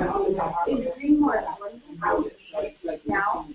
With it being such a buzzword and everything else, like, are green food actually more important than that? Well, it depends. I think one way to green more affordable is if green has its own prestige that allows you to, from like a way of looks perspective, define what's nice and fancy. Like a fine china plate to rent is super expensive, and like a bamboo plate might not be as expensive, but like the prestige of you knowing, so that was the cool thing to have. Like I think it's all about like perception.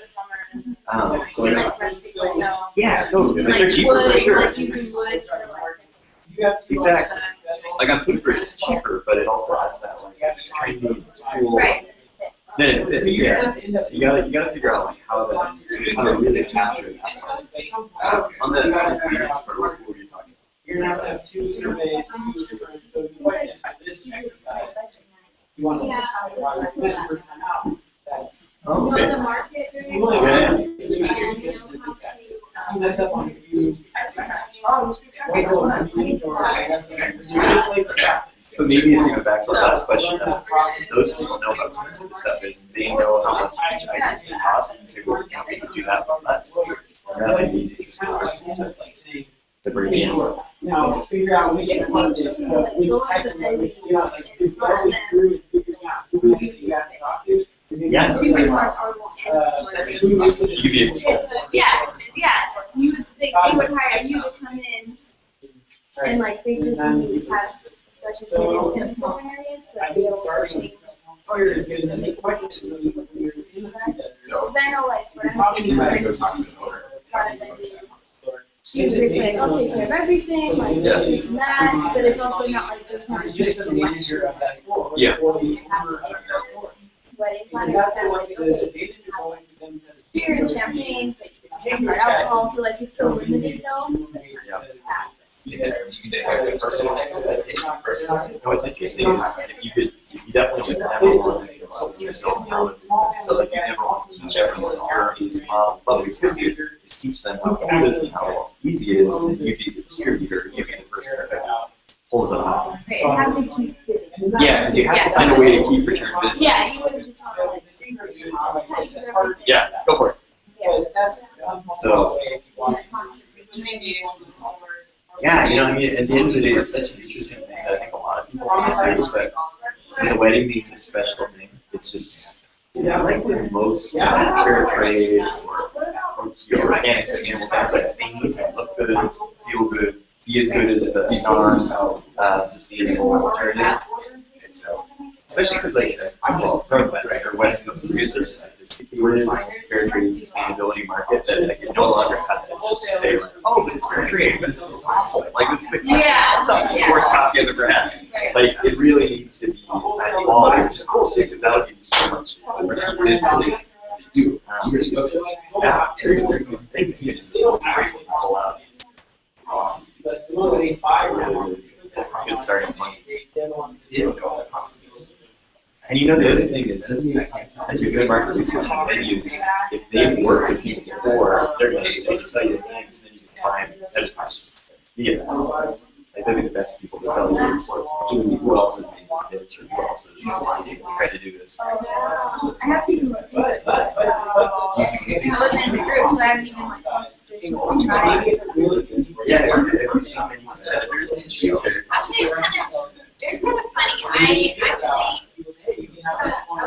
the open house Yeah. and I met this girl there, and she's like, you should really check out this one website. She's like, it was very similar. Oh, cool. That's a good sign. Yeah, very similar to now, but just like her talking about her policy her own wedding. She applied all of this to her own wedding. Oh, that's smart. Yeah, but it was she planned it herself and she wants to do this. But I mean, like I've been around, like there are like wedding planners who specialize in doing weddings, but then already. I'm going to try and pull everybody back in, so share that last thought. It's kind of And then stay standing. I'm a photographer too. I appreciate Let's this do wedding. this. That's how this whole thing. I do. That's Since you to the top. Stay standing. That's another interesting thing. Okay, cool. So heard a little bit of interestingness from kind of everyone.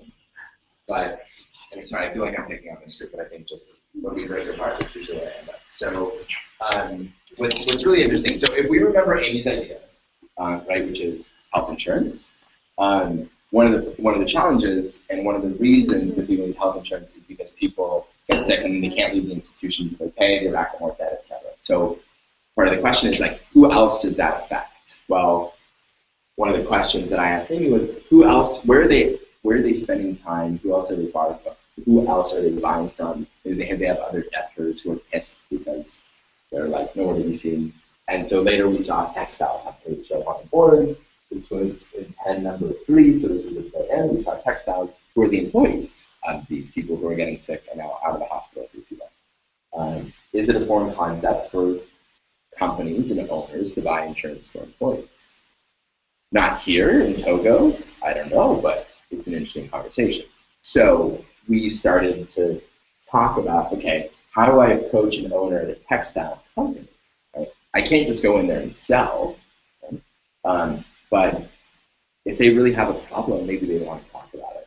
And so Amy and I talked a little bit about what would that approach be like, which is, hey, we're working in the area trying to keep people healthier. Do you have a challenge with people being sick and missing work, and can I talk to you about that? Like, that's not a sales call, right? Like, that's just kind of an interesting conversation where if it's a problem for somebody, they'll say yes. So earlier, do you remember when I said we tried to talk to 100 people in the group? Because 90 will say no, 10 will say yes. Of those 10, you'll get enough interesting insight. Where in total, maybe you have 100 conversations, but in each group, maybe you have.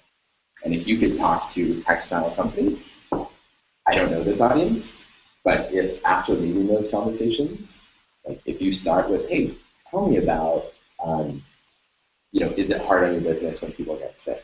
Do you do anything to educate them so they don't get sick? Do you work with any other partners? We talked about maybe other nonprofits or working through that company as well to reach people. Eventually that person's going to go, well, tell me more about how you're keeping people healthy. And they're like, oh, well, this is what we're working on. And they'll either laugh you out, they'll give you customer insight, or now that you've built up a little bit of a rapport with them, right? They'll be like, okay, talk to me later, or I think you're crazy, or we'll buy it. So one of the reasons, and I think like this is kind of a point of like the exercise as is this might not be the original group that you think about. And that's why I said it's like it's actually really good if you don't totally know who your buyer is yet. Right? What you're doing is helping people get out of the hospital. Who has the most to gain or lose from that experience? Right? What you're doing is getting fresh produce that has a compelling story into the hands of somebody that could probably use that to drive more revenue, compelling potentially for other people. Okay? What you're doing is helping, probably more so than people throwing weddings, but you're helping either venues or wedding planners diversify their offering, and so either get more clients or get more from the clients that they have. And so if you can think about the problem that you're solving not as like the thing that you put on your website, but as a conversation starter that will just earn you conversation, doors will open and people will come. And I think that's the whole point. Like there's this big kind of daunting list that people could talk to, but these people know this, right? So over here, we see that I heard local chamber of commerce. But if you went to any chamber of commerce with this idea, they would probably say, like, yeah, it's pretty cool. We do it there. Like, the conferences, like local chamber of commerce all the time. We should, like, that's cool. Like, we're always looking for people to fill up spaces that are fair. So if you're solving a problem, like, help me out. Other two concepts. Reps or like relay reps, you would talk to them and be like, hey, are they asking you for stuff you provide? Or do you know who their person is? Yeah. Now, how do you run that conversation? It becomes interesting. It's not quite the same as going to textile, or a textile company. You know, like, hey, like, you know, like you pull the sympathy card, like that's what I use all the time. Hey, we're just like, you know, a small social enterprise, like trying to just, you know, understand this market. Seems like you do some really great work in your area. Like, the morning break, 10 hours, years, or buy a coffee. And so, how do you run that conversation where it's bringing up a pain point that you know they have, or playing the, hey man, I'm a business man. I'm a starter person. I'm trying to do some cool things. Like, you know, wow, can I just talk to you? Can I buy you a coffee? Million class project at the University of Washington. That's it. That's a great one. No one is going to turn down. That is a great one. That might just make the world a better place, right? Like, you can say that. So, you know, and I think, you know, I'll kind of wrap up because I know in terms of like even more practical tips, Cole has some, and obviously the book they chose has some really practical advice about how to have these conversations. Like, what you know, when we were talking of like how I know if I've been remotely useful to you guys or not, is like, okay, can we laugh a little bit about the stupid things that we did so that you don't make those mistakes? But then can you actually shortlist the 3 places that you need to go to look for people to talk to and have like that little takeaway, that little intro message on where to find these people. And then I told Cole, and so I'll email it to make sure it gets out to you. There's some really great blog posts about how to find these people. There's more like tech savvy ways if anybody's ever used mechanical Turk, which is crazy, works. There's also just like Quora, there's a gold mine, Google groups, LinkedIn groups. We'll email it out. So yeah, totally. So you get it where you can. What is that? Oh, so you know, like think about on Facebook if you ask a question, Quora is designed to ask questions and then reward people that answer. So it's like it's a gold mine for. There you go. But like an actually good version of that. Yeah. So it's really cool where like if people spam it, they get. Of course, it's gold mine. Like if you want to know if people have a problem that you're solving, some businesses will work better there. But like go look on Quora for how do I plan a green wedding, and I promise you will see. So like there are a bunch of these places where you can go, you can see who answers questions and you can send them messages. Like you can cyberstalk people, you can go after people, and you can play the card of, hey, I'm trying to solve a problem that you might know something about, and I'm just interested in that. Or hey, I'm a social enterprise, like really trying to do something cool, like I'm a student blog. you will be shocked at the seniority of people that respond to it. Like the chief diversity officer in that scenario. Totally. And so, and like honestly, I wasted a lot of time, but like it was extremely I still think it'll pay a dividend for her, and like, it'll be her story. But I think it's really, really interesting to just like reach out, put yourself out there, and it's a lot less scary if you go out there asking for advice than if you're going out there trying to sell. Because selling is scary. Eventually, these people will just like tell you not to sell them, and they're like, oh my gosh, I'm not selling, I'm solving a problem, and that's something that I like. So, that's it for me. I know Cole wants to kind of wrap up. We're Q&A. No, we're good. Yeah, I think some questions would be great. Yeah. One thing that I just want to point out, and it's something we talked about a lot throughout the summer, was people would come up with amazing ideas, and you'd say like, okay, these are our beneficiaries, and you want these people to pay for it, but maybe these people don't have the money to do so. Just how interesting it was today that, like, just for a reminder, like, the main beneficiary group of moving worlds beyond people who are gaining skills and the companies who are having happier employees is organizations all around the planet are increasing social impact because they have experts coming and helping them to do that. So it's really interesting how we go an entirely different way because that's a huge ultimate impact. And that's a big thing that's happening. But Mark, throughout this whole process, discovered maybe these nonprofits aren't going to pay for it.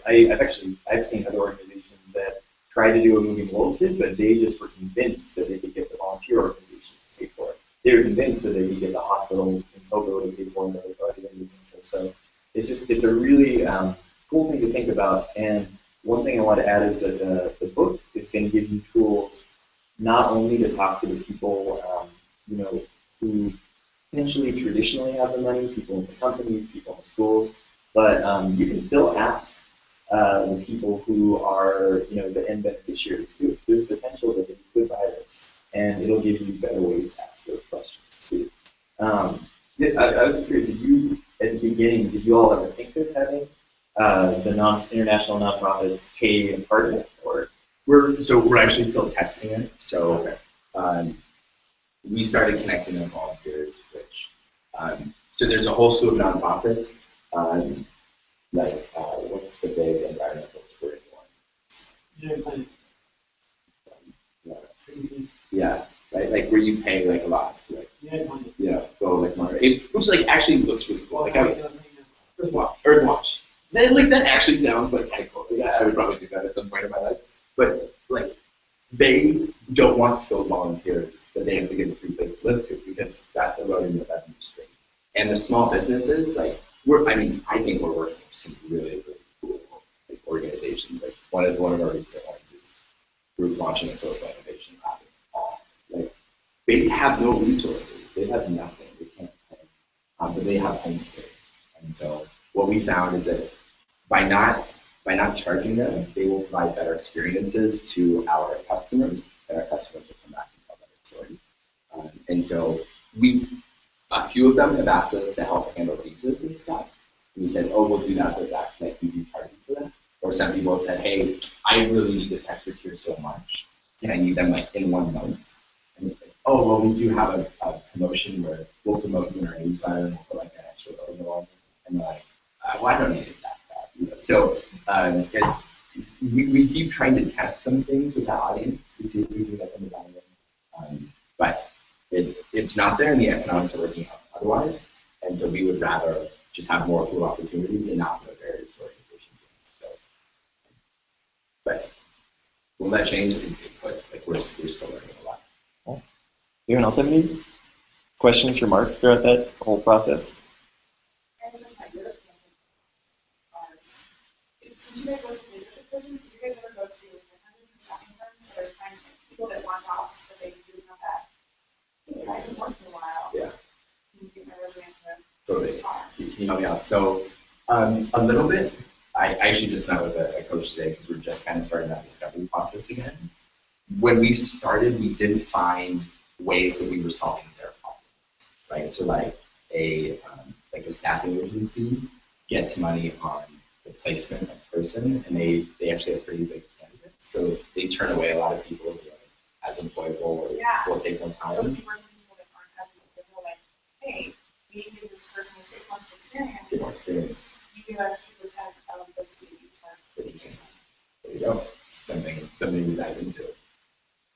Because I think there's, like, as long as those, and I think that's kind of the fun thing about this, is like you say that, right? So, you continue to just have these conversations, because you never know, like, maybe there's no money with that group, but maybe what they're great about is just referring a lot of customers like that.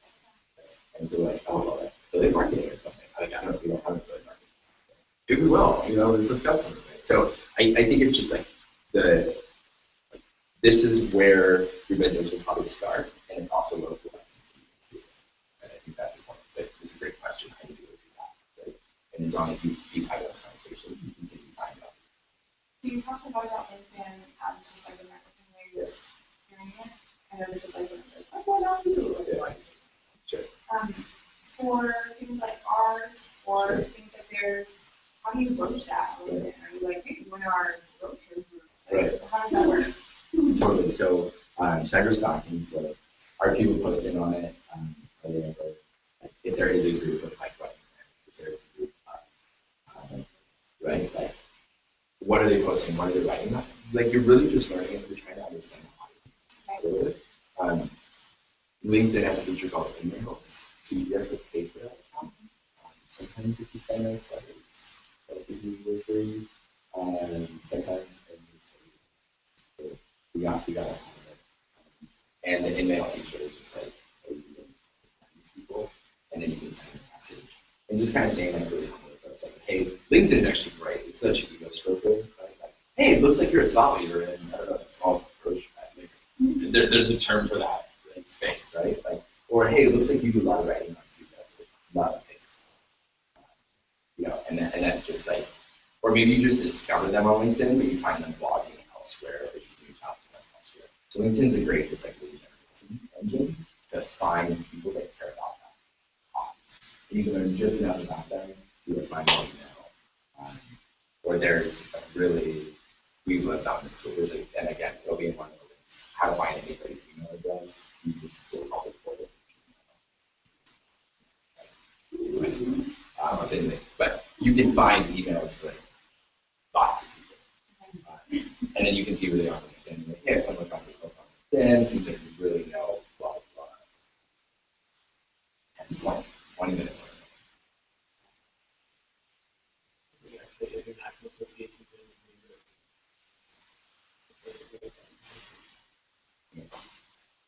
So that association, like that association probably like is just desperate for content to share with their members, right? Like, and like everybody has challenges, right? And like if you have a cool story, then you might solve challenges in weird ways, like in a good blog article. Yay, Mark, huh?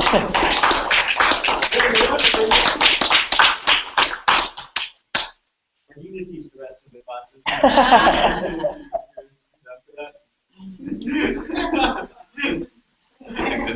This is all I have.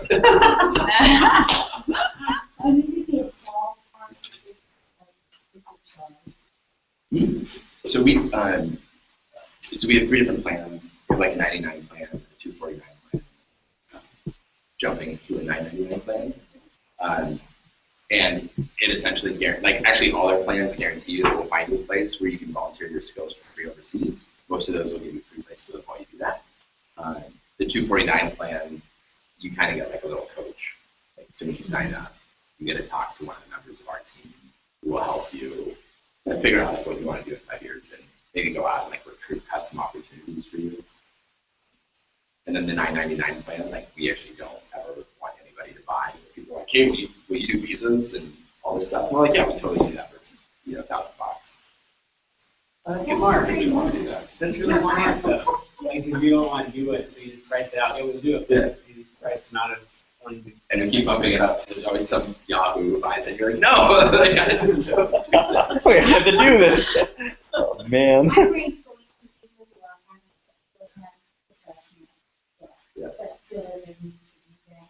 Yeah. Or have some experience. Yeah. And just how to market that. Yeah. Like everybody and everything. I think especially for some of those audiences, it's like we know it's long sales cycle, so I think PR for us is like so we're starting in just a couple weeks. We're starting kind of a long-term PR strategy. Now that we know our like messaging, right, which is you'll get experience, you'll get the experience of a lifetime, you'll make the world a better place, and then oh by the way, this is going to get you your dream job, and we have stories to back that up. It's fueling like a pretty large PR company. There's a lot of those people. It's crazy, right?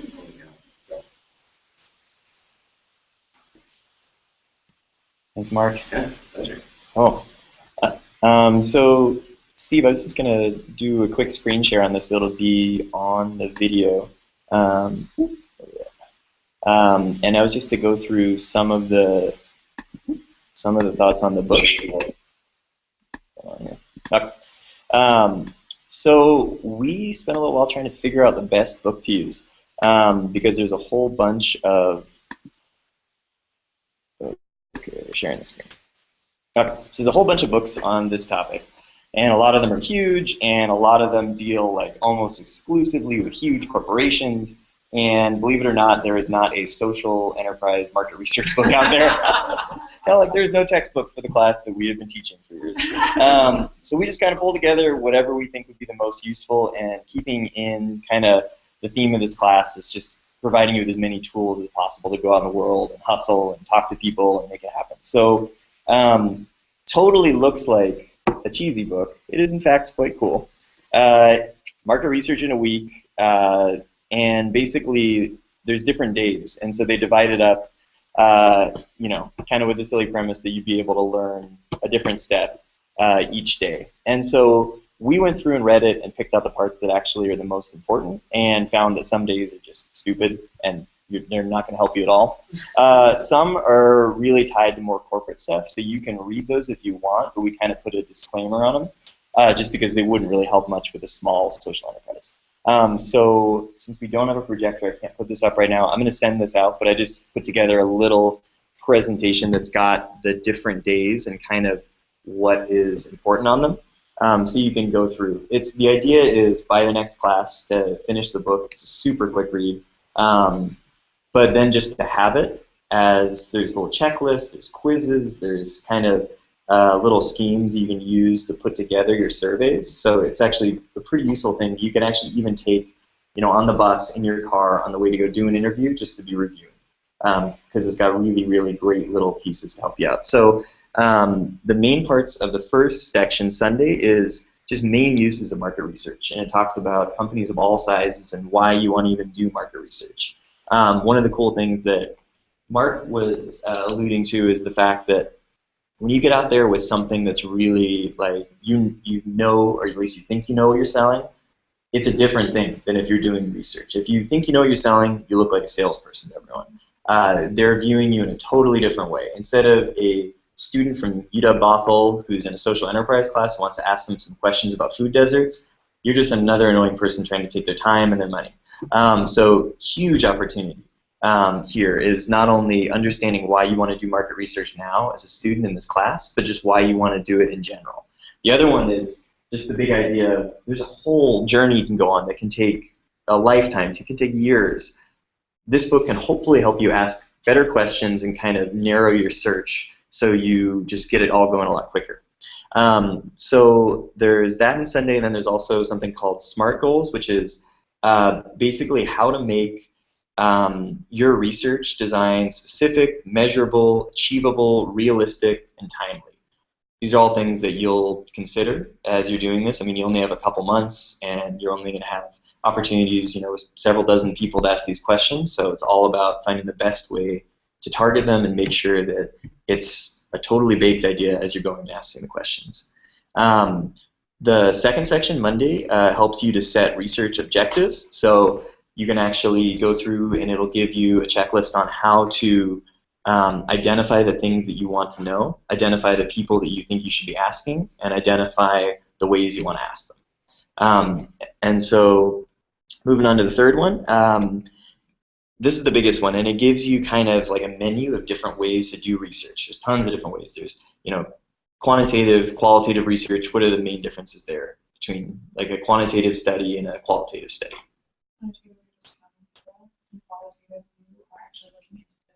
their answers and what they're saying. Yeah, so quantitative, you're counting either people or you're counting like opinions, you're counting things that are like countable, measurable. It can get super complex, and even parts of this book that we cut out, the research analysis parts, there's whole software programs that people use to analyze all these different responses. You don't need to do that. Most of the things in here, we're going to help you do really good qualitative research, which is capturing people's stories, capturing people's needs, the problems they're trying to solve. But there's also some resources for quantitative too. And chapter 3, Tuesdays, helps you to learn when to use qualitative, how to run in-depth interviews, how to do it in groups, why to use focus groups, how to run a focus group.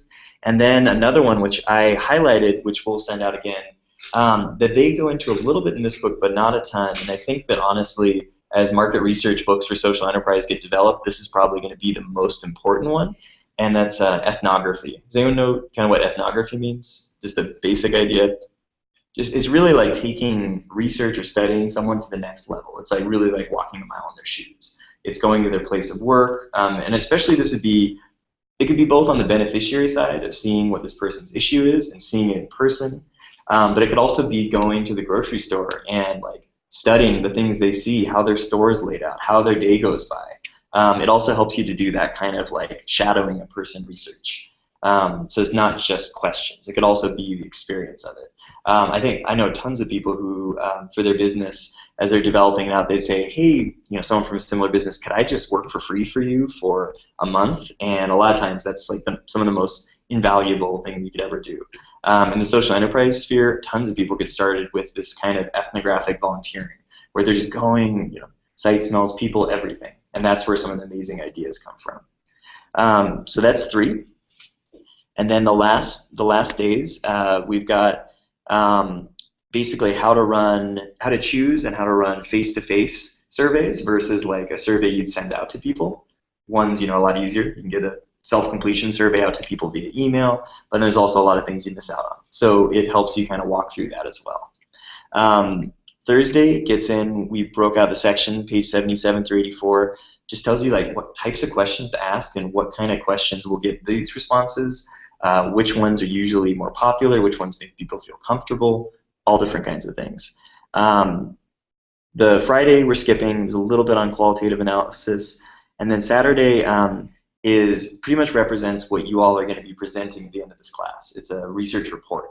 So pages 111 through 120 is a step-by-step guide of how to take all the things that you've learned and actually put it into some kind of context that not only we can say, wow, they totally got this, they were able to gain a lot, but then hopefully it's something that you can use to talk to people who are joining your cause, people who want to volunteer, investors, or people who are going to help you run a bigger market research study. It's a really, really cool thing that you're going to be able to walk out of this summer with a business plan.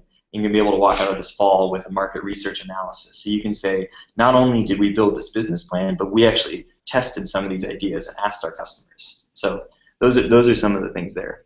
And so we have like 7 minutes left, and I wasn't going to go through the syllabus just because everyone has it, but any parts you want to target? We'll just talk I'm about gonna pull up the action items schedule. for next, just to Yeah. prepare for the next class. Absolutely. Okay. And what So rules they need to have. So did everyone get the kind of just the basic idea of the syllabus that we're going to be meeting 4 times, and we're going to be doing a couple phone calls that are going. What's that? Is that in campus? It should be, yeah. Where files? Because I didn't see it. Oh, the syllabus? Yeah. Really? Did it? Was it? What's that? Oh, it was like a projector and everything? Oh, cool. Nice. We'll grab that next time. So did you, Simi, you didn't get the syllabus, but did you get the dates that are actually the in-person dates? The in-person, but that was posted. That's actually posted. That should, and actually even the virtual dates should be posted. 5 minutes left in class, you're telling us. You're doing this like cavemen. That's posted on the, when I go into registration and then I click on it, hotspot class, I can find the dates, but I don't have the in-person date. Okay. And the room number. So this is going to be the room we're always going to use. The one that is the virtual meeting that's required for all of us to like basically be on a webinar together is the 22nd of October. Did everyone get that on the? Well, they wouldn't have gotten the syllabus, so we. No, but the course page had the dates. Yeah, it should have had the dates at least. So let's just. We'll send it. So let's write it all up now so they have their pens and papers in front of them. Cool. I thought the next meeting was- It is, yeah. So it's October 8th is the next meeting, and that's where we're gonna be presenting a draft of the survey that we put together, and we're gonna get class feedback. So it's kind of like an initial presentation. So you have a couple weeks between then and now. You're gonna read the book. You can talk to us either in office hours or just on the phone, and basically you're gonna be taking some lessons from today and kind of the stages that Mark taught you, and you're gonna be putting together like a basic survey. And we're going to be meeting as a class to kind of talk through those and give feedback. Amy, do you mind if I erase this? Okay, so that's what we're doing on October 8th. That's next class. And so we'll get the syllabus out to you tonight so you can have this in hand. But just basically, it's like the first survey presentation. And the book will really help you a lot, and we're here to help you too. Okay, and so the next one is October 22nd, and that's a virtual meeting. And the plan is just to hold it at the same time. We can, since we're a small group, we have some flexibility, so we can talk about that. But right now, we're just holding it at the same time. And this is the time where you're actually going to be giving us your initial survey feedback. And the assignment from 10:08 to 10:22 is basically you need to survey in the field a minimum of 10 people. And so on 10:22, you're going to be presenting your initial results. And this is a cool opportunity, to talk about great things you discovered, and we can talk through that as a group. We can talk about questions that worked really well, maybe questions that didn't work so well, length of it, am I asking the right people? And this is just a time where partway through the process, we can actually edit the survey based on the quality of feedback that you're getting and the responses that you're getting. So it'll give us, the reason we did this virtual class is that we wanted to make sure that, we had a chance to review what was happening instead of just waiting until the end and then not having figured it out. So that day, we're assigning another, a minimum 10 new surveys, in addition to if you made some big changes, you're going to be resurveying those initial 10 people. So at the end, you've got a minimum of 20 people that you've done this whole survey with, is how we designed it out. And all of that, you get a pretty good break there between 10:22 and then your next meeting, which is November 12th. And we have a lot of time for all this, which is really, really nice. And so what this is going to be is we're going to be talking about, analyzing our next level of survey results. We're going to be really getting into how not only you start processing the information, but then how you start putting it into a presentation. And so, like in the last class, we dedicated some time to actually kind of putting together, your final presentation. We're going to be doing that in this class. And we'll be, applying your results to marketing documents. We'll even be, putting together some thoughts for a website. We have some really, really easy ways to put up this information so you can just have something that goes out in the world in addition to your marketing presentation, which we'll talk about on that day too. So this is basically just analyze info, prep for final projects. And then our final presentations are going to be taking place on December 3rd. And after that, go out into the world, do great things, develop revenue streams, change it all. Just one virtual class, Cole? So what we have is one is a group virtual class, and then we also have required office hours. And so that's something that we'll just talk throughout the process, but there will be a time, this you don't need to put on your calendar because it's basically any time you can do it. You'll be calling Steve and I, and we'll just be going through and kind of counseling you on your progress and just giving some really specific time to the questions you're asking and the problems you're trying to solve. So that's it. And we'll send this out. It's got some additional notes on the reading. It's not on Canvas for bed. It's not on Canvas? Okay, cool. We'll get it tonight. So yeah, does anyone have any questions about that? And then first, because you guys aren't on campus, so we have to just email it to, you are, sorry. Annie's not, and Amy's not. You gotta spell. Paul. Is that the only book? Yes. So- So we're look how small and cheap it is. So what we You guys always. yeah, did everyone get the book? It's on its way. Cool. Amazon had it, they were saying they'd ship it in 3 weeks, so I bought it used from Amazon. Nice. Remember? Perfect. They said they'll ship it. It's super cheap. I think a new copy is like Did you do that? $12. So yeah, it's a pretty affordable textbook. And what we're gonna do is something we didn't get a chance to talk about just for time's sake today is you kept hearing Mark saying the term lean, lean market research. They weren't familiar. We talked a little bit in the class about like the lean startup movement and kind of just basically getting an idea to market, getting out there, asking questions, and getting what they call minimum viable product, just basically something to put in front of your customers, your beneficiaries, instead of spending all this time kind of scheming about something and then going to market and seeing if it doesn't work.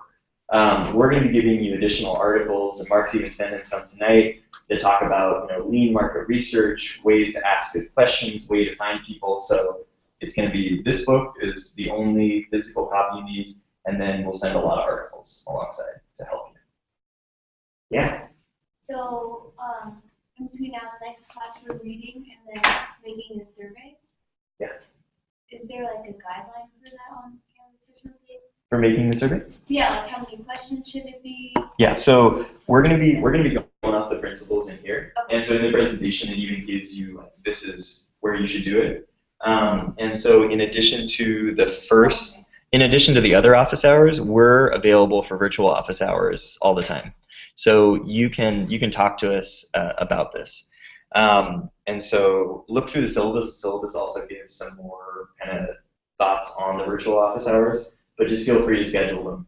I mean, that's the thing. It's kind of an interesting new format doing a lab with just 4 classes versus over the summer where we're meeting 2 times a week. But we think we can still make it work and make it a pretty powerful experience. So. Because a lot of it is, the end deliverable is not that complicated. The end deliverable is the fact that you just created a survey and you went out, got feedback from it, and then report on your findings. But there is a lot of back and forth of just like questions. Like next week, we expect several emails that is, hey, we still need to identify who is the person that we're going to be surveying. So hey, we're Cole, Steve, we're thinking about this, this, and this. What do you think? Right. So first week you're like just going back and forth with the team. Who is it that you're going to be surveying? There's probably step number 1. Then step number 2 is after we've read the book, we've got some draft questions. We're going to present those draft questions at the next class. If you have